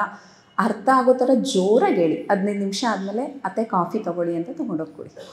ಬನ್ನಿ ಪಾರ್ಕಿಗೆ ಹೋಗೋಣ ವಾಕಿಗೆ ಅಂತ ಕರೀರಿ. ಇದನ್ನು ಪ್ರೇಮ ಯುದ್ಧ ಅಂತ ಕರೀತಾರೆ. ಕೃಷ್ಣ ಪರಮಾತ್ಮರು ಇದನ್ನೇ ಹೇಳಿರೋದು, ಪ್ರೇಮ ಯುದ್ಧವನ್ನು ಮಾಡಿ ಮನಸ್ಸನ್ನು ಗೆಲ್ಲಿ ಅಂತ ಇದನ್ನೇ ಹೇಳಿರೋದು. ಸೊ ಕಾಮ, ಕ್ರೋಧ. ನೆಕ್ಸ್ಟು 3ನೇದು ಲೋಭ. ಮನುಷ್ಯನ ಬಯಕೆ ಈಡೇರದಿದ್ದರೆ ಕೋಪ ಬರುತ್ತೆ, ಕ್ರೋಧವಾಗಿ ಕನ್ವರ್ಟ್ ಆಗುತ್ತೆ. ಈಡೇರಿದ್ರೆ ಅವರೇ ಹೀರೋ, ಜಿಕೊಂಡ್ರಾಗಿ ಹೋಗ್ತಾರೆ. ಆ್ಯಕ್ಚುಲಿ ದುಡ್ಡು ಬಂದಿದೆ ಅಂದರೆ ಬಿಚ್ಚಲ್ಲ. ಇದಕ್ಕೆ ಎಕ್ಸಾಂಪಲ್ಲು ನಮ್ಮ ಕಸಿನ್ ತೊಗೊಳ್ತೀನಿ. ಅವ್ರು ಈ ಭೂಲೋಕದಲ್ಲಿಲ್ಲ, ಸೊ ಹಾಗಾಗಿ ನನಗೆ ಭಯ ಇಲ್ಲ. ಅವ್ರೇನು ಫೋನ್ ಮಾಡಿ ಭಯ ಇಲ್ಲ ನನಗೆ. ಅವರು ಹೇಗೆ ಅಂದರೆ ಎಲ್ಲವನ್ನು ಕಬೋರ್ಡಲ್ಲಿಟ್ಟು ಲಾಕ್ ಮಾಡೋರು. ಅವರು ಬೇಳೆ ಎಣ್ಣೆ ಎಲ್ಲ. ಯಾಕೆ ದೊಡ್ಡಪ್ಪ ಅಂದರೆ, ನಿನಗೆ ಗೊತ್ತಿಲ್ಲಮ್ಮ, ನಮಗೆ 4-5 ಜನ ಮಕ್ಕಳು, ಅವಾಗ ನಿಮಗೆ ತಿನ್ನೋಕ್ಕೂ ಊಟ ಇರಲಿಲ್ಲ, ತುಂಬ ಕಷ್ಟ ಇತ್ತು ಅಂತ. ಆದರೆ ಅವ್ರ ಮಕ್ಕಳೀಗ ಬೆಳೆದು ದೊಡ್ಡವರಾಗಿ ಸ್ಟೇಟ್ಸಲ್ಲಿದ್ದು ಒಳ್ಳೆ ಪೊಸಿಷನಲ್ಲಿದ್ದಾರೆ. ಆದರೆ ಲೋಭ, ಇರಲಿ, ಇನ್ನೂ ಇರಲಿ, ಇನ್ನೂ ಇರಲಿ, ಇನ್ನೂ ಇರಲಿ ಅನ್ನೋ ಲೋಭಕ್ಕೆ ಹೇಗೆ ಕರೆಯೋರು ಅಂದರೆ ನೆಂಟ್ರನ್ನ ಅವರು, ಹಾಂ ಬನ್ನಿ ಮನೆಗೆ, ಪಾಪ ಎಲ್ಲಿ ಬರ್ತೀರಾ, ನಿಮಗೆ ಕೆಲಸ ಇದೆಯಲ್ಲ, ಏನಕ್ಕೆ ಬರ್ತೀರಾ ಬಿಡಿ, ನಾನೇ ಬಂದುಬಿಡ್ತೀನಮ್ಮ, ಬೆಂಗಳೂರಿಗೆ ಬರ್ತಾಯಿದ್ದೀನಿ, ನಾನೇ ಬಂದುಬಿಡ್ತೀನಿ ಬಿಡಿ. ನನಗೆ ನಮ್ಮ ದೊಡ್ಡಪ್ಪ ಸತ್ತೋದಾಗ ಒಂದು ಡೌಟ್ ಇತ್ತು, ಆ ಕಬೋರ್ಡ್ ಕೀ ಯಾರ ಹತ್ರ ಇದೆ ಅಂತ. ಯಾವಾಗೂ ಆ ಕಬೋರ್ಡಲ್ಲಿ ಅವ್ರು ಇಟ್ಟಿರ್ತಾ ಇದ್ರಲ್ಲ, ಆ ಕಬೋರ್ಡ್ ಕೀ ಯಾರ ಹತ್ರ ಇರ್ಬೋದು, ಆ ಬೇಳೆ ಎಲ್ಲ ಎಷ್ಟು ಹಳೇದಾಗಿರ್ಬೋದು ಅಂತ ನನಗೆ ಯಾವಾಗೂ ಡೌಟ್ ಇರೋದು. ಫೈನಲಿ ಅವ್ರ ಮನೆಗೆ ಹೋದಾಗ ಆ ಕಬೋರ್ಡ್ ಮುರಿದೋಗಿತ್ತು. ಅಂದರೆ ನಮ್ಮ ದೊಡ್ಡಪ್ಪ ಕೀನ್ ಕೂಡ ಕೊಟ್ಟು ಸತ್ತಿರಲಿಲ್ಲ, ಅಷ್ಟೂ ಲೋಭ ಅವರಿಗೆ. ಸೊ ಮೇಯ್ನು ಲೋಭದಲ್ಲಿ ಪ್ರಾಬ್ಲಮ್ ಆಗೋದೇನು ಅಂದರೆ ಅವರು ಹರ್ಟ್ ಬಾಂಡೆಡ್ ಸೋಲ್ಸ್ ಆಗ್ತಾರೆ. ನನ್ನ ದುಡ್ಡು ಇಷ್ಟೇ ಖರ್ಚು ಮಾಡಬೇಕು, ಹೀಗೆ ಇರಬೇಕು ಅನ್ನೋ ಇಂಟೆನ್ಷನ್ನು ಮೆಂಟಾಲಿಟಿ ಅವ್ರಿಗಿರೋದ್ರಿಂದ ಏನಾಗುತ್ತೆ ಅಂದರೆ ಅವರು ಮಾಸ್ಟರ್ಸ್ ಬಂದು ಕರೆದ್ರೂ ಕೂಡ ಅವರು ಹೋಗಲ್ಲ. ಯಾಕಂದರೆ ಪಾಪ ಅವರಿಗೆ ಆ ನಾಲೆಜ್ ಇರಲ್ಲ, ಇಲ್ಲೇ ಇರ್ತಾರೆ, ಆ ದುಡ್ಡಿನ ಸುತ್ತ ಹಾಕ್ಕೊಂಡಿರ್ತಾರೆ. ಈಗ ನಮ್ಮ ದೊಡ್ಡಪ್ಪ ಆ ಕಬೋರ್ಡ್ ಮುರಿದಾಗ ಎಷ್ಟು ನೋವು ತಿಂದಿರ್ತಾರೆ ಅಂದರೆ ನಿಜವಾಗ್ಲೂ ಆವಾಗ ಸತ್ತೋಗಿರ್ತಾರೆ, ರಿಯಲಾಗಿ ಸತ್ತಿರಲ್ಲ ಅವರು. ಅಷ್ಟು ಅದರಲ್ಲೇ ಇರ್ತಾರೆ. ಆ ಹರ್ಟ್ ಬಾಂಡೆಡ್ ಸೋಲ್ಸ್ ಆಗಿ ಎಷ್ಟು ಹಿಂಸೆ ಪಡ್ತಾರೆ, ಅದು ನಿಜವಾದ ನರಕವನ್ನು ನೋಡ್ತಾರೆ ಅವರು. ಲೋಭ ಆ್ಯಕ್ಚುಲಿ ಹಾಗಂತ ನಾವು ದುಂದುಗಾರಿಕೆಯಾಗಿ ಎಷ್ಟು ದುಡ್ಡಿದೆ ಅಷ್ಟು ಖರ್ಚು ಮಾಡಬೇಕಂದ್ರೆ ಖಂಡಿತ ಅಲ್ಲ. ಎಲ್ಲ ದುಡ್ಡನ್ನು ಖರ್ಚು ಮಾಡುವ ಹಾಗೂ ಇಲ್ಲ, ಎಲ್ಲವನ್ನು ಅತಿಯಾಗಿ ಉಳಿಸುವ ಹಾಗೂ ಇಲ್ಲ. ಯೂನಿವರ್ಸಲ್ಲಿ ಒಂದು ನಿಯಮ ಇದೆ, ನಮ್ಮ ಕಂಪ್ಲೀಟ್ ಇನ್ಕಮ್ನ ಅರ್ಧ ಭಾಗ ಮಾಡಬೇಕು, 2 ಭಾಗ ಮಾಡಬೇಕು. ಅದರಲ್ಲಿ ಅರ್ಧ ಭಾಗ ನಮ್ಮ ಫ್ಯೂಚರ್ಗೆ ಅಂತ ಎತ್ತಿಡಬೇಕು, ಅರ್ಧ ಭಾಗ ಯೂನಿವರ್ಸಲ್ ವರ್ಕಿಗೆ ಅಂತ ಇಡಬೇಕು. ಫಾರ್ ಎಕ್ಸಾಂಪಲ್ 10,000 ನನಗೆ ಮಂತ್ಲಿ ಅಂದ್ಕೊಳ್ಳಿ, ಅದರಲ್ಲಿ 2 ಭಾಗ ಮಾಡಬೇಕು, 5,000 ನನ್ನ ಜೀವನಕ್ಕೆ, ಇನ್ನು ಉಳಿದಿದ್ದು 5,000ಅಲ್ಲಿ 2,500 ಫ್ಯೂಚರ್ FD, ಇನ್ನು ರಿಮೈನಿಂಗ್ 2,500 ಈ ರೀತಿ ಸೇವಾ ಮಾರ್ಗಕ್ಕೆ ಇದನ್ನು ಯೂಸ್ ಮಾಡಬೇಕು. ಸೊ ಲೋಭಕ್ಕೆ ಹೇಗೆ ನಾವು ಕ್ಲಿಯರ್ ಮಾಡಬೇಕು ಅಂದರೆ ದಾತೃತ್ವ, ದಾನವನ್ನು ಮಾಡಬೇಕು. ಇಲ್ಲಿರೋದ್ರಲ್ಲಿ ಎಲ್ಲರೂ ಅಫ್ಕೋರ್ಸ್ ನಾನು ಒಂದು ರೀತಿ ಜಿಪ್ನಿನೇ ಮಾಸ್ಟರ್ಸ್, ಆದರೆ ಇಷ್ಟ ಇಲ್ಲ ಅಂದರೂ ಕೊಡೋದನ್ನು ಕಲಿಬೇಕು ನಾವು. ಇಷ್ಟ ಇರಲ್ಲ, ಯಾಕಂದರೆ ಒಂದೊಂದು ರೂಪಾಯಿ ಕೂಡಿಟ್ಟಿರ್ತೀವಿ. ಜಿಪುಣಿಲಿ ನಾನು ಕೂಡ ಹೌದು, ಎಷ್ಟೋ ಸತಿ ನಾನು ಹೋಟ್ಲಿಗೆ ಕರ್ಕೊಂಡು ಹೋದರೆ ನಮ್ಮ ಫ್ರೆಂಡ್ಸಿಗೆ ನನ್ನ ಜೊತೆ ಬರ್ತಾ ಇರಲಿಲ್ಲ. ಚಿಕ್ಕ ಹೋಟ್ಲಿಗೆ ಕರ್ಕೊಂಡೋಗಿ ಇಷ್ಟೇ ಟ್ರೀಟ್ ಕೊಡಿಸ್ತಾಳೆ ಅಂತ ಬರ್ತಾ ಇರಲಿಲ್ಲ ನನ್ನ ಜೊತೆಯಲ್ಲಿ. ಯಾಕೆ ಅಂದರೆ ನನಗೆ ಗೊತ್ತಿರಲಿಲ್ಲ, ನಾನು ಕೈ ಬಿಚ್ಚಿ ಕೊಟ್ಟರೆ ಯೂನಿವರ್ಸ್ ನಂಗೆ ಅದಕ್ಕೆ 10ರಷ್ಟು ಕೊಡುತ್ತೆ ಅನ್ನೋ ನಾಲೆಜ್ ನನಗಿರಲಿಲ್ಲ. ಸೊ ಲೋಭವನ್ನು ನಾವು ಹೇಗೆ ದಾಟಬಹುದು ಅಂದರೆ ದಾತೃತ್ವದಿಂದ ದಾಟಬಹುದು, ಅಂದರೆ ದಾನ ಮಾಡೋ ಗುಣದಿಂದ ದಾಟಬಹುದು. ಇಲ್ಲಿ ತುಂಬ ಜನರು ಅಂದರೆ ಪಾಪ ಅವ್ರು ದಾನ ಮಾಡೋರೇನಿಲ್ಲ, ಮನೇಲಿ ಫ್ರೀಡಮ್ ಕೊಟ್ಟರೆ ಸಾಕು, ಅವರೇ ಎಲ್ಲ ಗುಡ್ಸಾಕ್ತಾರೆ ಕ್ಲೀನಾಗಿ. ಸೊ ಲೋಭ, ಕಾಮ, ಕ್ರೋಧ, ಲೋಭ, ನೆಕ್ಸ್ಟು ಮೋಹ ಹೇಗೆ ಅಂದರೆ ಇನ್ನು ಇಷ್ಟೆಲ್ಲ ಆದಮೇಲೆ ಆಟೋಮೆಟಿಕ್ಕಾಗಿ ಆ ಮೋಹ ಬರುತ್ತೆ. ದುಡ್ಡಿರುತ್ತೆ, ಅದನ್ನು 10ರಷ್ಟು ಮಾಡಬೇಕು ಅನ್ನೋ ಮೋಹ, ನನ್ನ ಮಕ್ಕಳಿಗಿಡಬೇಕು, ಮೊಮ್ಮಕ್ಕಳಿಗಿಡಬೇಕು, ಇನ್ನೂ ಸ್ವಲ್ಪ ಸ್ಟ್ಯಾಂಡರ್ಡ್ ಅಂದರೆ ಕಾಲ ಮೇಲೆ ಕಾಲು ಹಾಕ್ಕೊಂಡು 6 ತಲೆಮಾರಿನವ್ರು ತಿನ್ನಬಹುದು ಅಷ್ಟಿದೆ ನಮ್ಮ ಹತ್ರ, ಅಷ್ಟು ದುಡಿಬೇಕು ಅನ್ನೋಂತಹ ಮೋಹ. ಆದರೆ ಒಂದು ಸೋಲು ಭೂಮಿಗೆ ಬರಬೇಕಾದ್ರೆ ಎಷ್ಟು ವೇಟಿಂಗಲ್ಲಿರುತ್ತೆ ಗೊತ್ತಾ? ಎಷ್ಟು ಜನ ಆಸ್ಟ್ರಲ್ ಮಾಸ್ಟರ್ಸು ಆ ಒಂದು ಸೋಲ್ನ ರೆಡಿ ಮಾಡ್ತಾರೆ. ಕರ್ಮಗಳ ಪ್ರಕಾರ ಎಲ್ಲಿರಬೇಕು, ಹೇಗಿರಬೇಕು, ಏನು ಪ್ರಣಾಳಿಕೆ ತೊಗೋಬೇಕು, ಇಷ್ಟೆಲ್ಲ ರೆಡಿ ಮಾಡಿ ಭೂಮಿ ಕಳಿಸಿದಾಗ ಒಂದು ಸಣ್ಣ ಮೋಹದಲ್ಲಿ ಸಿಕ್ಕಾಕೊಂಡು ಪ್ರಪಂಚ ಏನೂ ಇಲ್ಲ ಅಂತ ಓಟ ದುಡ್ಡಿಗೋಸ್ಕರ ಓಡಿ ಇನ್ನೂ ಏನು ಇನ್ಕಮ್ ಬರುತ್ತೆ, ಎಲ್ಲಿ ಇನ್ವೆಸ್ಟ್ ಮಾಡೋಣ, ಕಾಮನಾಗಿ ರಿಯಲ್ ಎಸ್ಟೇಟ್ ಏಜೆಂಟ್ಸ್ ನೋಡಬೇಕು, ಇನ್ನು ಸಾಕಪ್ಪ ಈ ವ್ಯವಹಾರ ಸಾಕು, ಇಷ್ಟು ಕಮಿಷನ್ ಬಂದಿದೆ ಅಂತಾರೆ. 12 ಗಂಟೆಲಿ ಫೋನ್ ಬಂದು ಇನ್ನೊಂದು ಸೈಟ್ ಇದೆ ಅಂದರೆ ದೆವ್ವ ಥರ ಎದ್ದೋಗ್ತಾ ಇರ್ತಾರೆ ನೋಡೋಕ್ಕೆ. ಸೊ ಅಷ್ಟು ಮೋಹ ಇರುತ್ತೆ. ಒಬ್ಬ ಶ್ರೀಮಂತ ಇರ್ತಾನೆ, ಅವನೊಂದು ಪುಟ್ಟ ಅಂಗಡಿ ಇಟ್ಕೊಂಡಿರ್ತಾನೆ. ಅಂಗಡಿಯಿಂದ ನೆಕ್ಸ್ಟ್ ಇನ್ನೊಂದು ಸ್ವಲ್ಪ ದೊಡ್ಡ 3 ಜನ ಮಕ್ಕಳಿರ್ತಾರೆ, ಅವರಿಗೆ ದೊಡ್ಡ ಅಂಗಡಿಗೆ ಶಿಫ್ಟ್ ಮಾಡ್ತಾನೆ. ಅವನು ಶಿಫ್ಟ್ ಮಾಡಿದಾಗ ಅವನಿಗೆ ಏಜ್ ಆಗುತ್ತೆ, ಏಜ್ ಆಗಿ ಇನ್ನೊಂದು 5 ನಿಮಿಷದಲ್ಲಿ ಅವನು ಉಸಿರೋಗುತ್ತೆ ಅಂದಾಗ ಎಷ್ಟು ಕ್ಲೀನಾಗಿ ಅವನನ್ನು ತಗೊಬಂದು ಮನೆ ಹೊರಗಡೆ ಮಲಗಿಸ್ತಾರೆ. ಯಾಕೆಂದರೆ ಮನುಷ್ಯನ ಜೀವನ ಅಷ್ಟೇ, ಎಷ್ಟೇ ಪ್ರೀತಿ ತಂದೆ ತಾಯಿ ಅಂದರೂ ಕೂಡ ಭಯ ಇರುತ್ತೆ. ದೆವ್ವ ಆಗೋದ್ರೆ ಇಲ್ಲೇ ಇದ್ಬಿಟ್ರೆ, ನಮ್ಮ ಅಪ್ಪ ಮೊದಲೇ ಪ್ರೀತಿ ಜಾಸ್ತಿ, ಯಾರ ಮೇಲೆ ಆದರೂ ಬಂದುಬಿಟ್ರೆ ಅನ್ನೋ ಭಯ ಇರೋದ್ರಿಂದ ಅಲ್ಲಿ ಚಾವಣಿಲಿ ಹೊರಗಡೆ ವರಂಡಾನಲ್ಲಿ ತಗೊಬಂದು ಮಲಗಿಸ್ತಾರೆ. ಆಗ ಅವ್ನು ನಿಧಾನ ಕಲಿತಾನೆ. ಮೊದಲನೇ ಅವನು ಎಲ್ಲಿದ್ದಾನೋ ಅಂತಾರೆ, ಅಪ್ಪ ನಾನು ಇಲ್ಲಿದ್ದೀನಿ ಅಂದ್ಕೊಂಡು ಹತ್ಕೊಂಡು ಬರ್ತಾನೆ. ಆವಾಗ ಇನ್ನೊಬ್ಬನೇ ಅವನು ಕೊನೆಯವನೆಲ್ಲೋ ಇದ್ದಾನೆ ಅಂತಾನೆ. ಸೊ ಅವನು ಕೂಡ ಅಯ್ಯೋ ನಮ್ಮಪ್ಪಂಗೆ ನಾನಂದರೆ ಎಷ್ಟು ಪ್ರೀತಿ ಅಂತ ಅವನು ಬರ್ತಾನೆ. ಆಮೇಲೆ ಮಧ್ಯದವನು ಅವನೆಲ್ಲೋದ್ನು ಅಂತಾನೆ. ಉಸಿರು ಹೇಳ್ಕೊಳಕ್ಕಾಗ್ತಾಯಿಲ್ಲ, ಒಂದು 5 ನಿಮಿಷದಲ್ಲಿ ಹೊರಟೋಗ್ತಾರೆ ದೇಹ ಬಿಟ್ಟು, ಆದರೂ ಉಸಿರು ಹೇಳ್ಕೊಂಡು ಕೇಳ್ತಾನೆ ಮಧ್ಯದವನು ಎಲ್ಲಿದ್ದಾನೋ ಅಂದರೆ ಅವನೂ ಬರ್ತಾನೆ. 3 ಜನ ನೋಡ್ಬಿಟ್ಟು ಅಪ್ಪ ಹೇಳ್ತಾನೆ, 3 ಜನ ಇಲ್ಲೇ ಸತ್ತಿದ್ದೀರಲ್ಲ, ಅಂಗಡೀಲಿ ಯಾರು ಇರ್ತಾರೆ ಅಂತ. ಎಂಥ ಮೋಹ ನೋಡಿ. ಕೊನೆಗಾಲದಲ್ಲಿ ತನ್ನಿನ್ನೇನು ಪ್ರಾಣ ಹೋಗುತ್ತೆ ಅಂದಾಗ ಅವನ ಮೈಂಡ್ ಹೇಗಿರುತ್ತೆ ನೋಡಿ. ಮೋಹ ಅತಿಯಾಗಿ ಇರಬಾರ್ದು. ಎಷ್ಟುವರೆಗೂ ನಮಗಿರಬೇಕು ಮೋಹ ಅಂದರೆ, ಯೂನಿವರ್ಸಲ್ ಪ್ರಕಾರ ಈ ದೇಹದಲ್ಲಿ ಬಂದಾಗ ನಿಮಗೆ ಎಷ್ಟು ಜನ ಮಕ್ಕಳಿದ್ದಾರೆ, ಆ ಮಕ್ಕಳಿಗೆ ಸಂಪಾದನೆ ಮಾಡಿ ಸೆಟ್ಲ್ ಆಗಿದ್ದಾರಾ, ಅಲ್ಲಿವರೆಗೂ ಅಷ್ಟೇ ನಮ್ಮ ಕರ್ತವ್ಯ. ಕಾಗೆ ನೋಡಿ, ಒಂದು ಗೂಡು, ಆ ಗೂಡನ್ನು ಕಟ್ಟುತ್ತೆ, ಮೊಟ್ಟೆ ಇಡುತ್ತೆ, ಮರಿ ಮಾಡುತ್ತೆ, ಸೇಫಾಗಿ ನೋಡ್ಕೊಂಡಿದ್ದಾದಮೇಲೆ ಅದು ಸ್ವಲ್ಪ ಹಾರೋ ಥರ ಆಗೋವರೆಗೂ ಇರುತ್ತೆ. ಆಮೇಲೆ ಮತ್ತೆ ಆ ಗೂಡಿಗೆ ಸೇರಿಸಲ್ಲ ಕಾಗೆನ, ಅದು ಕುಕ್ಕಿ ಹೊರಗಡೆ ಕಳಿಸುತ್ತೆ. ನಾವೇನು ಮಾಡ್ತಾಯಿದ್ದೀವಿ, ನಮ್ಮ ಎಷ್ಟೋ ಜನ ತಲೆಮಾರುಗಳಿಗೆ ನಾವು ಮಾಡಿರ್ತಾ ಇದ್ದೀವಿ. ನಮ್ಮ ಮೊಮ್ಮಕ್ಕಳಿಗೆ ನಾವು ಜೀತದಾಡುಗಳ, ನಮ್ಮ ಮೊಮ್ಮಕ್ಕಳಿಗೆ ನಾವು ಯಾರೂ ಜೀತದಾಡುಗಳಲ್ವಲ್ಲ. ಸೊ ಹಾಗಾಗಿ ಮೋಹವನ್ನು ತೃಪ್ತಿಯಿಂದ ಜಯಿಸಬೇಕು. ಸಾಕು, ನಾನು ತಿಂತಾ ಇದ್ದೀನ, ನಮ್ಮ ಮನೆಗೆ ಬಂದವ್ರಿಗೆ, ಹಸಿವು ಅಂತ ಬಂದವ್ರಿಗೆ ಹೊಟ್ಟೆ ತುಂಬ ಊಟ ಇಡೋಷ್ಟಿದೆಯಾ, ನಾನು ನಾಳೆ ದಿನ ನಂದು ಎಲ್ಲ ಮುಗೀತು ಅಂದಾಗ ಯಾರ ಮುಂದೆನೂ ಕೈ ಚಾಚದಿರ ನನ್ನ ಅಂತ್ಯಕ್ರಿಯೆಗಳನ್ನ ಮಾಡೋಷ್ಟಿದೆಯಾ, ಏನಫ್. ಅಷ್ಟು ತೃಪ್ತಿಯಿಂದ ನಾವು ನಮ್ಮ ಜೀವನವನ್ನು ಸಾಗಿಸ್ಬೇಕು. ಸೊ ಕಾಮ, ಕ್ರೋಧ, ಲೋಭ, ಮೋಹ ಆಯಿತು, ಮದ. ಇದಂತೂ ಭಯಂಕರವಾಗಿರುತ್ತೆ, ಎಲ್ಲರಲ್ಲೂ ಇರುತ್ತೆ. ಹೇಗೆ ಬರುತ್ತೆ ಗೊತ್ತಾಗಲ್ಲ. ಮದ ಅಂದರೆ ನಾನು, ನನ್ನಿಂದನೇ, ನನಗೋಸ್ಕರನೇ. ಆದರೆ ಅವನು ಕೂಡ ಆ ಕಡಿಮೆ ಪರಿಸ್ಥಿತಿಯಿಂದನೇ ಮೇಲೆ ಬಂದಿದ್ದಾರೆ ಅನ್ನೋದನ್ನು ಮರ್ತೋಗ್ತೀವಿ. ಈಗೋನಲ್ಲಿ ಸ್ಪಿರಿಚುವಲ್ ಈಗೋನೂ ಉಂಟು. ಪತ್ರಿ ಸರ ಹೇಳ್ತಾರೆ, ಸ್ಪಿರಿಚುವಲ್ ಈಗೋ ಬಂದಿದೆ ಅಂದರೆ ಅವ್ನು ಮುಂದಕ್ಕೆ ಹೋಗಲ್ಲ, ಎಲ್ಲೂ ಸಿಕ್ಕಾಕ್ಕೊಂಡಿದ್ದಾನೆ ಅಂತ. ಅಂದರೆ ಅವ್ನು 4ನೇ ಸ್ಟೆಪ್ಪಲ್ಲಿ ಈಗೋ ಬಂದಿದೆ ಅಂದರೆ ಮತ್ತು 5ನೇ ಸ್ಟೆಪ್ಪಿಗೆ ಹೋಗಲ್ಲ, ಹಂಗಂತ 3ನೇ ಸ್ಟೆಪ್ಪಿಗೆ ಬರಲ್ಲ. ಆ 4ನೇ ಸ್ಟೆಪ್ಪಲ್ಲೇ ನಿಂತು ಕಲಿತಾ ಇರಬೇಕು.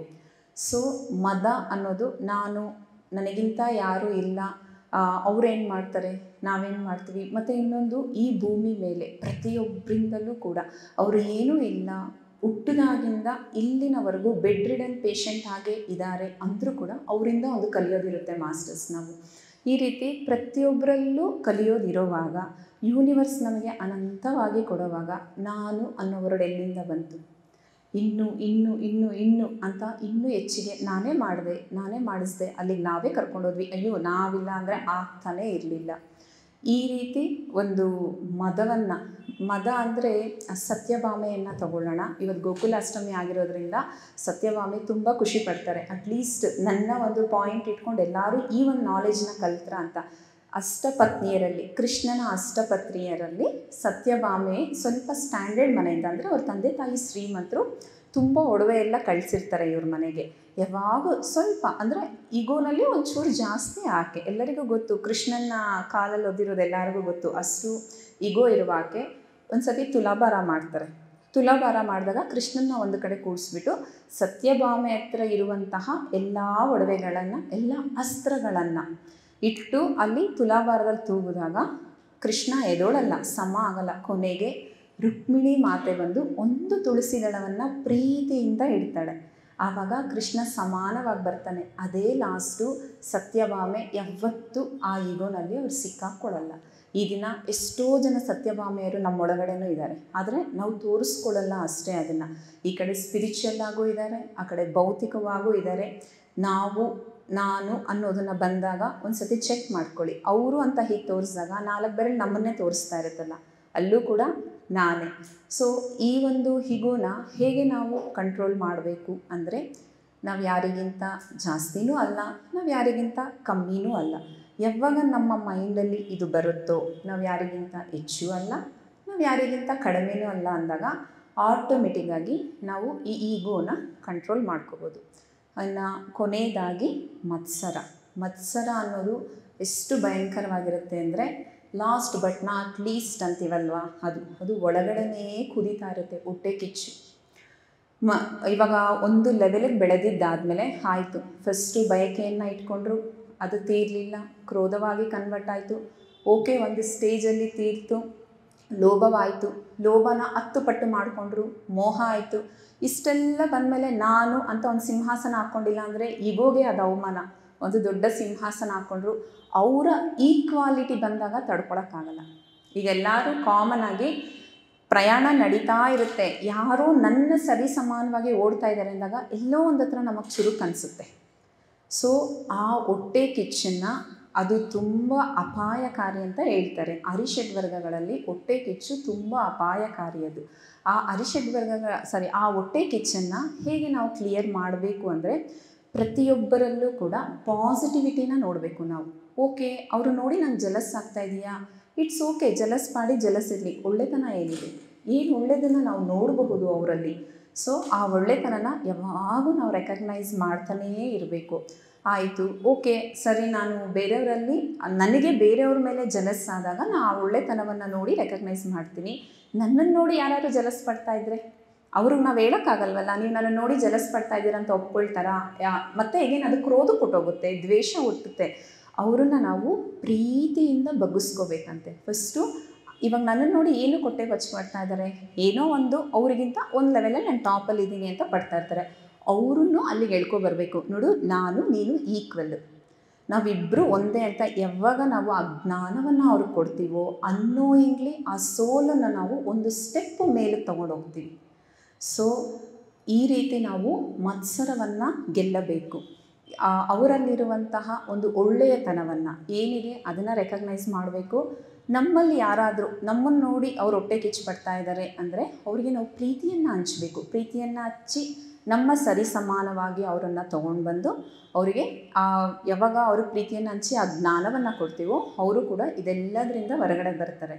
ಮಾಸ್ಟರ್ಸ್, ಕಾಮ, ಕ್ರೋಧ, ಲೋಭ, ಮೋಹ, ಮದ, ಮತ್ಸರ ಆಲ್ ಓವರ್ ಹೇಳ್ಬೇಕು ಅಂದರೆ ಇದು ಹೇಗಿರುತ್ತೆ ಅಂದರೆ ನಮ್ಮಲ್ಲೇ ಇರುತ್ತೆ. ಆದರೆ ಯಾವುದನ್ನು ನಾವು ಅತಿಯಾಗಿ ತಗೋಬಾರದು.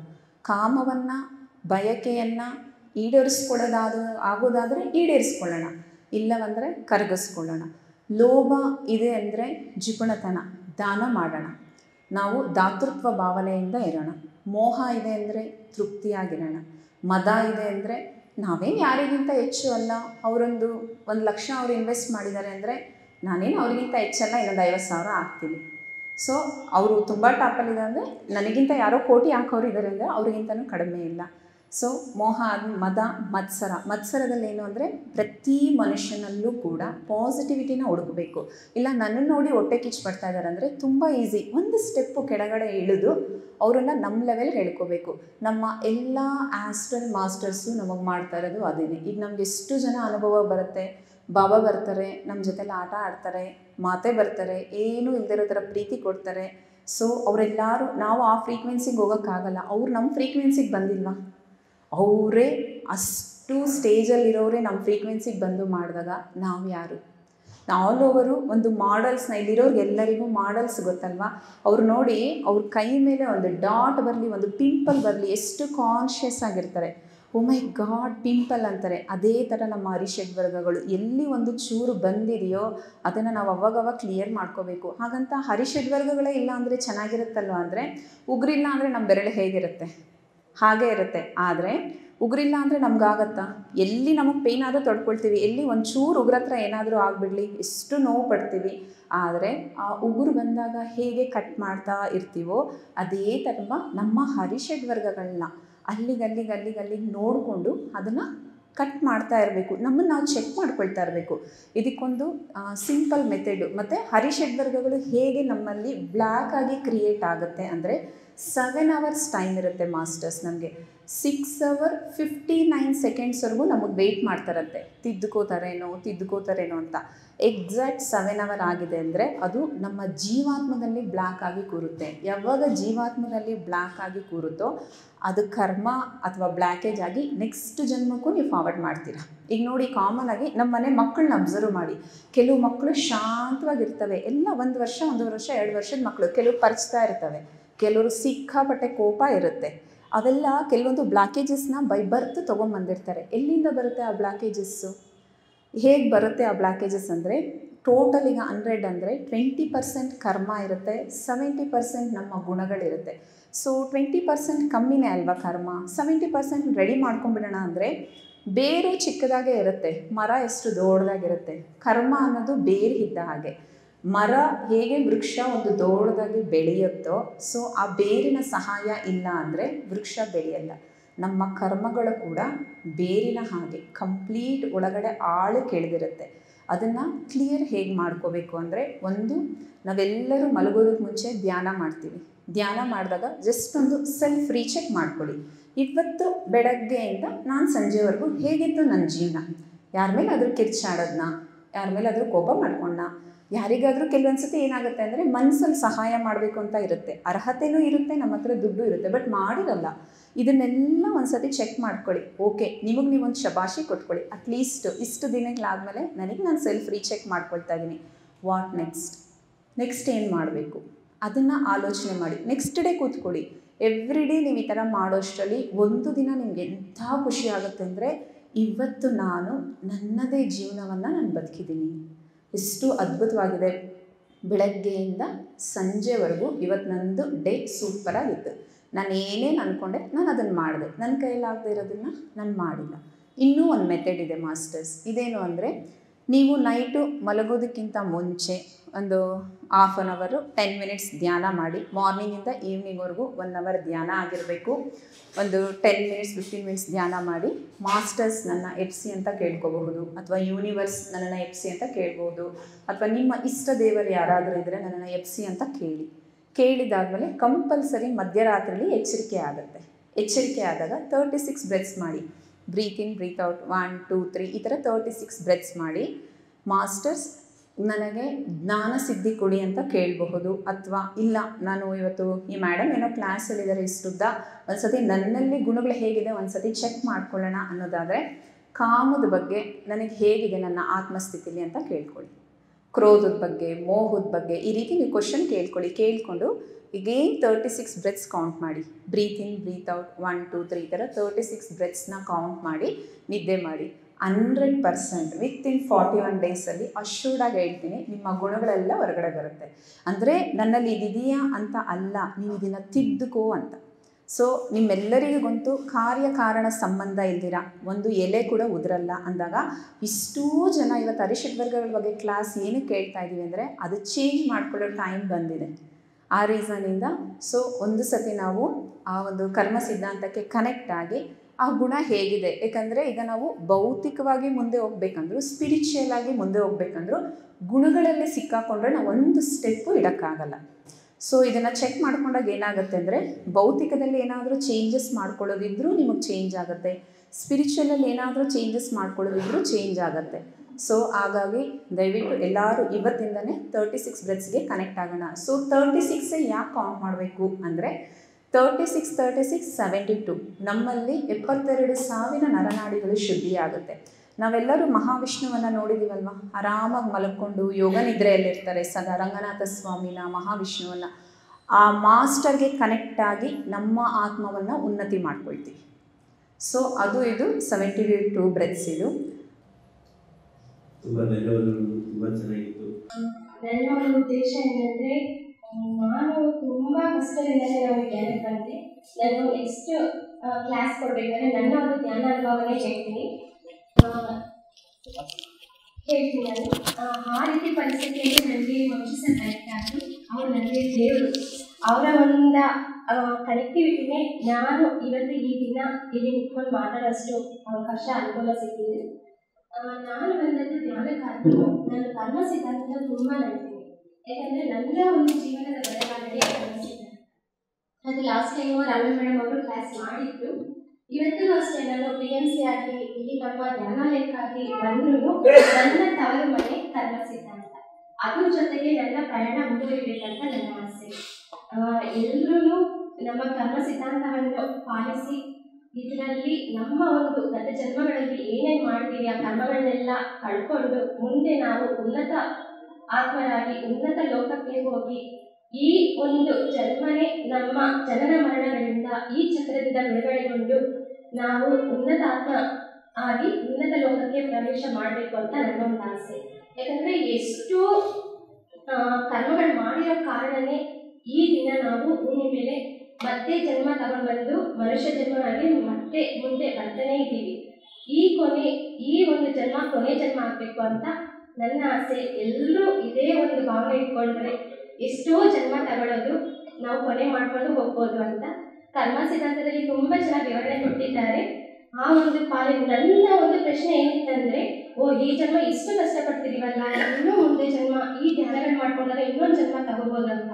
ಅದು ಸರ್ ಒಂದೇ ಮಾತು ಹೇಳಿದ್ರು, ಏನು ನೀವು ಇನ್ನೊಂದು ಜನ್ಮ ಬೇಕು, ಈ ಜನ್ಮನೇ ಕೊನೆ ಮಾಡ್ಕೋ ಸಾಕಲ್ವಾ ಅಂತ ಹೇಳಿ.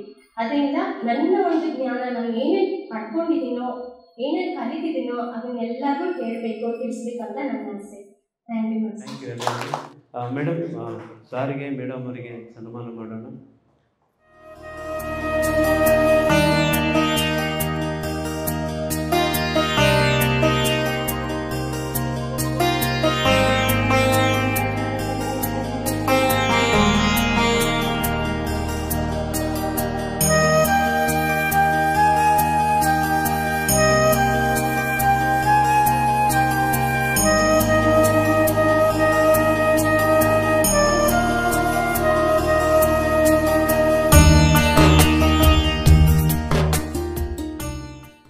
PMC ಕನ್ನಡ ಚಾನೆಲ್ ಅನ್ನು ಲೈಕ್ ಮಾಡಿ, ಶೇರ್ ಮಾಡಿ, ಸಬ್ಸ್ಕ್ರೈಬ್ ಮಾಡಿ ಮತ್ತು ಮಾಡಿಸಿ. ಎಲ್ಲರಿಗೂ ಧನ್ಯವಾದಗಳು.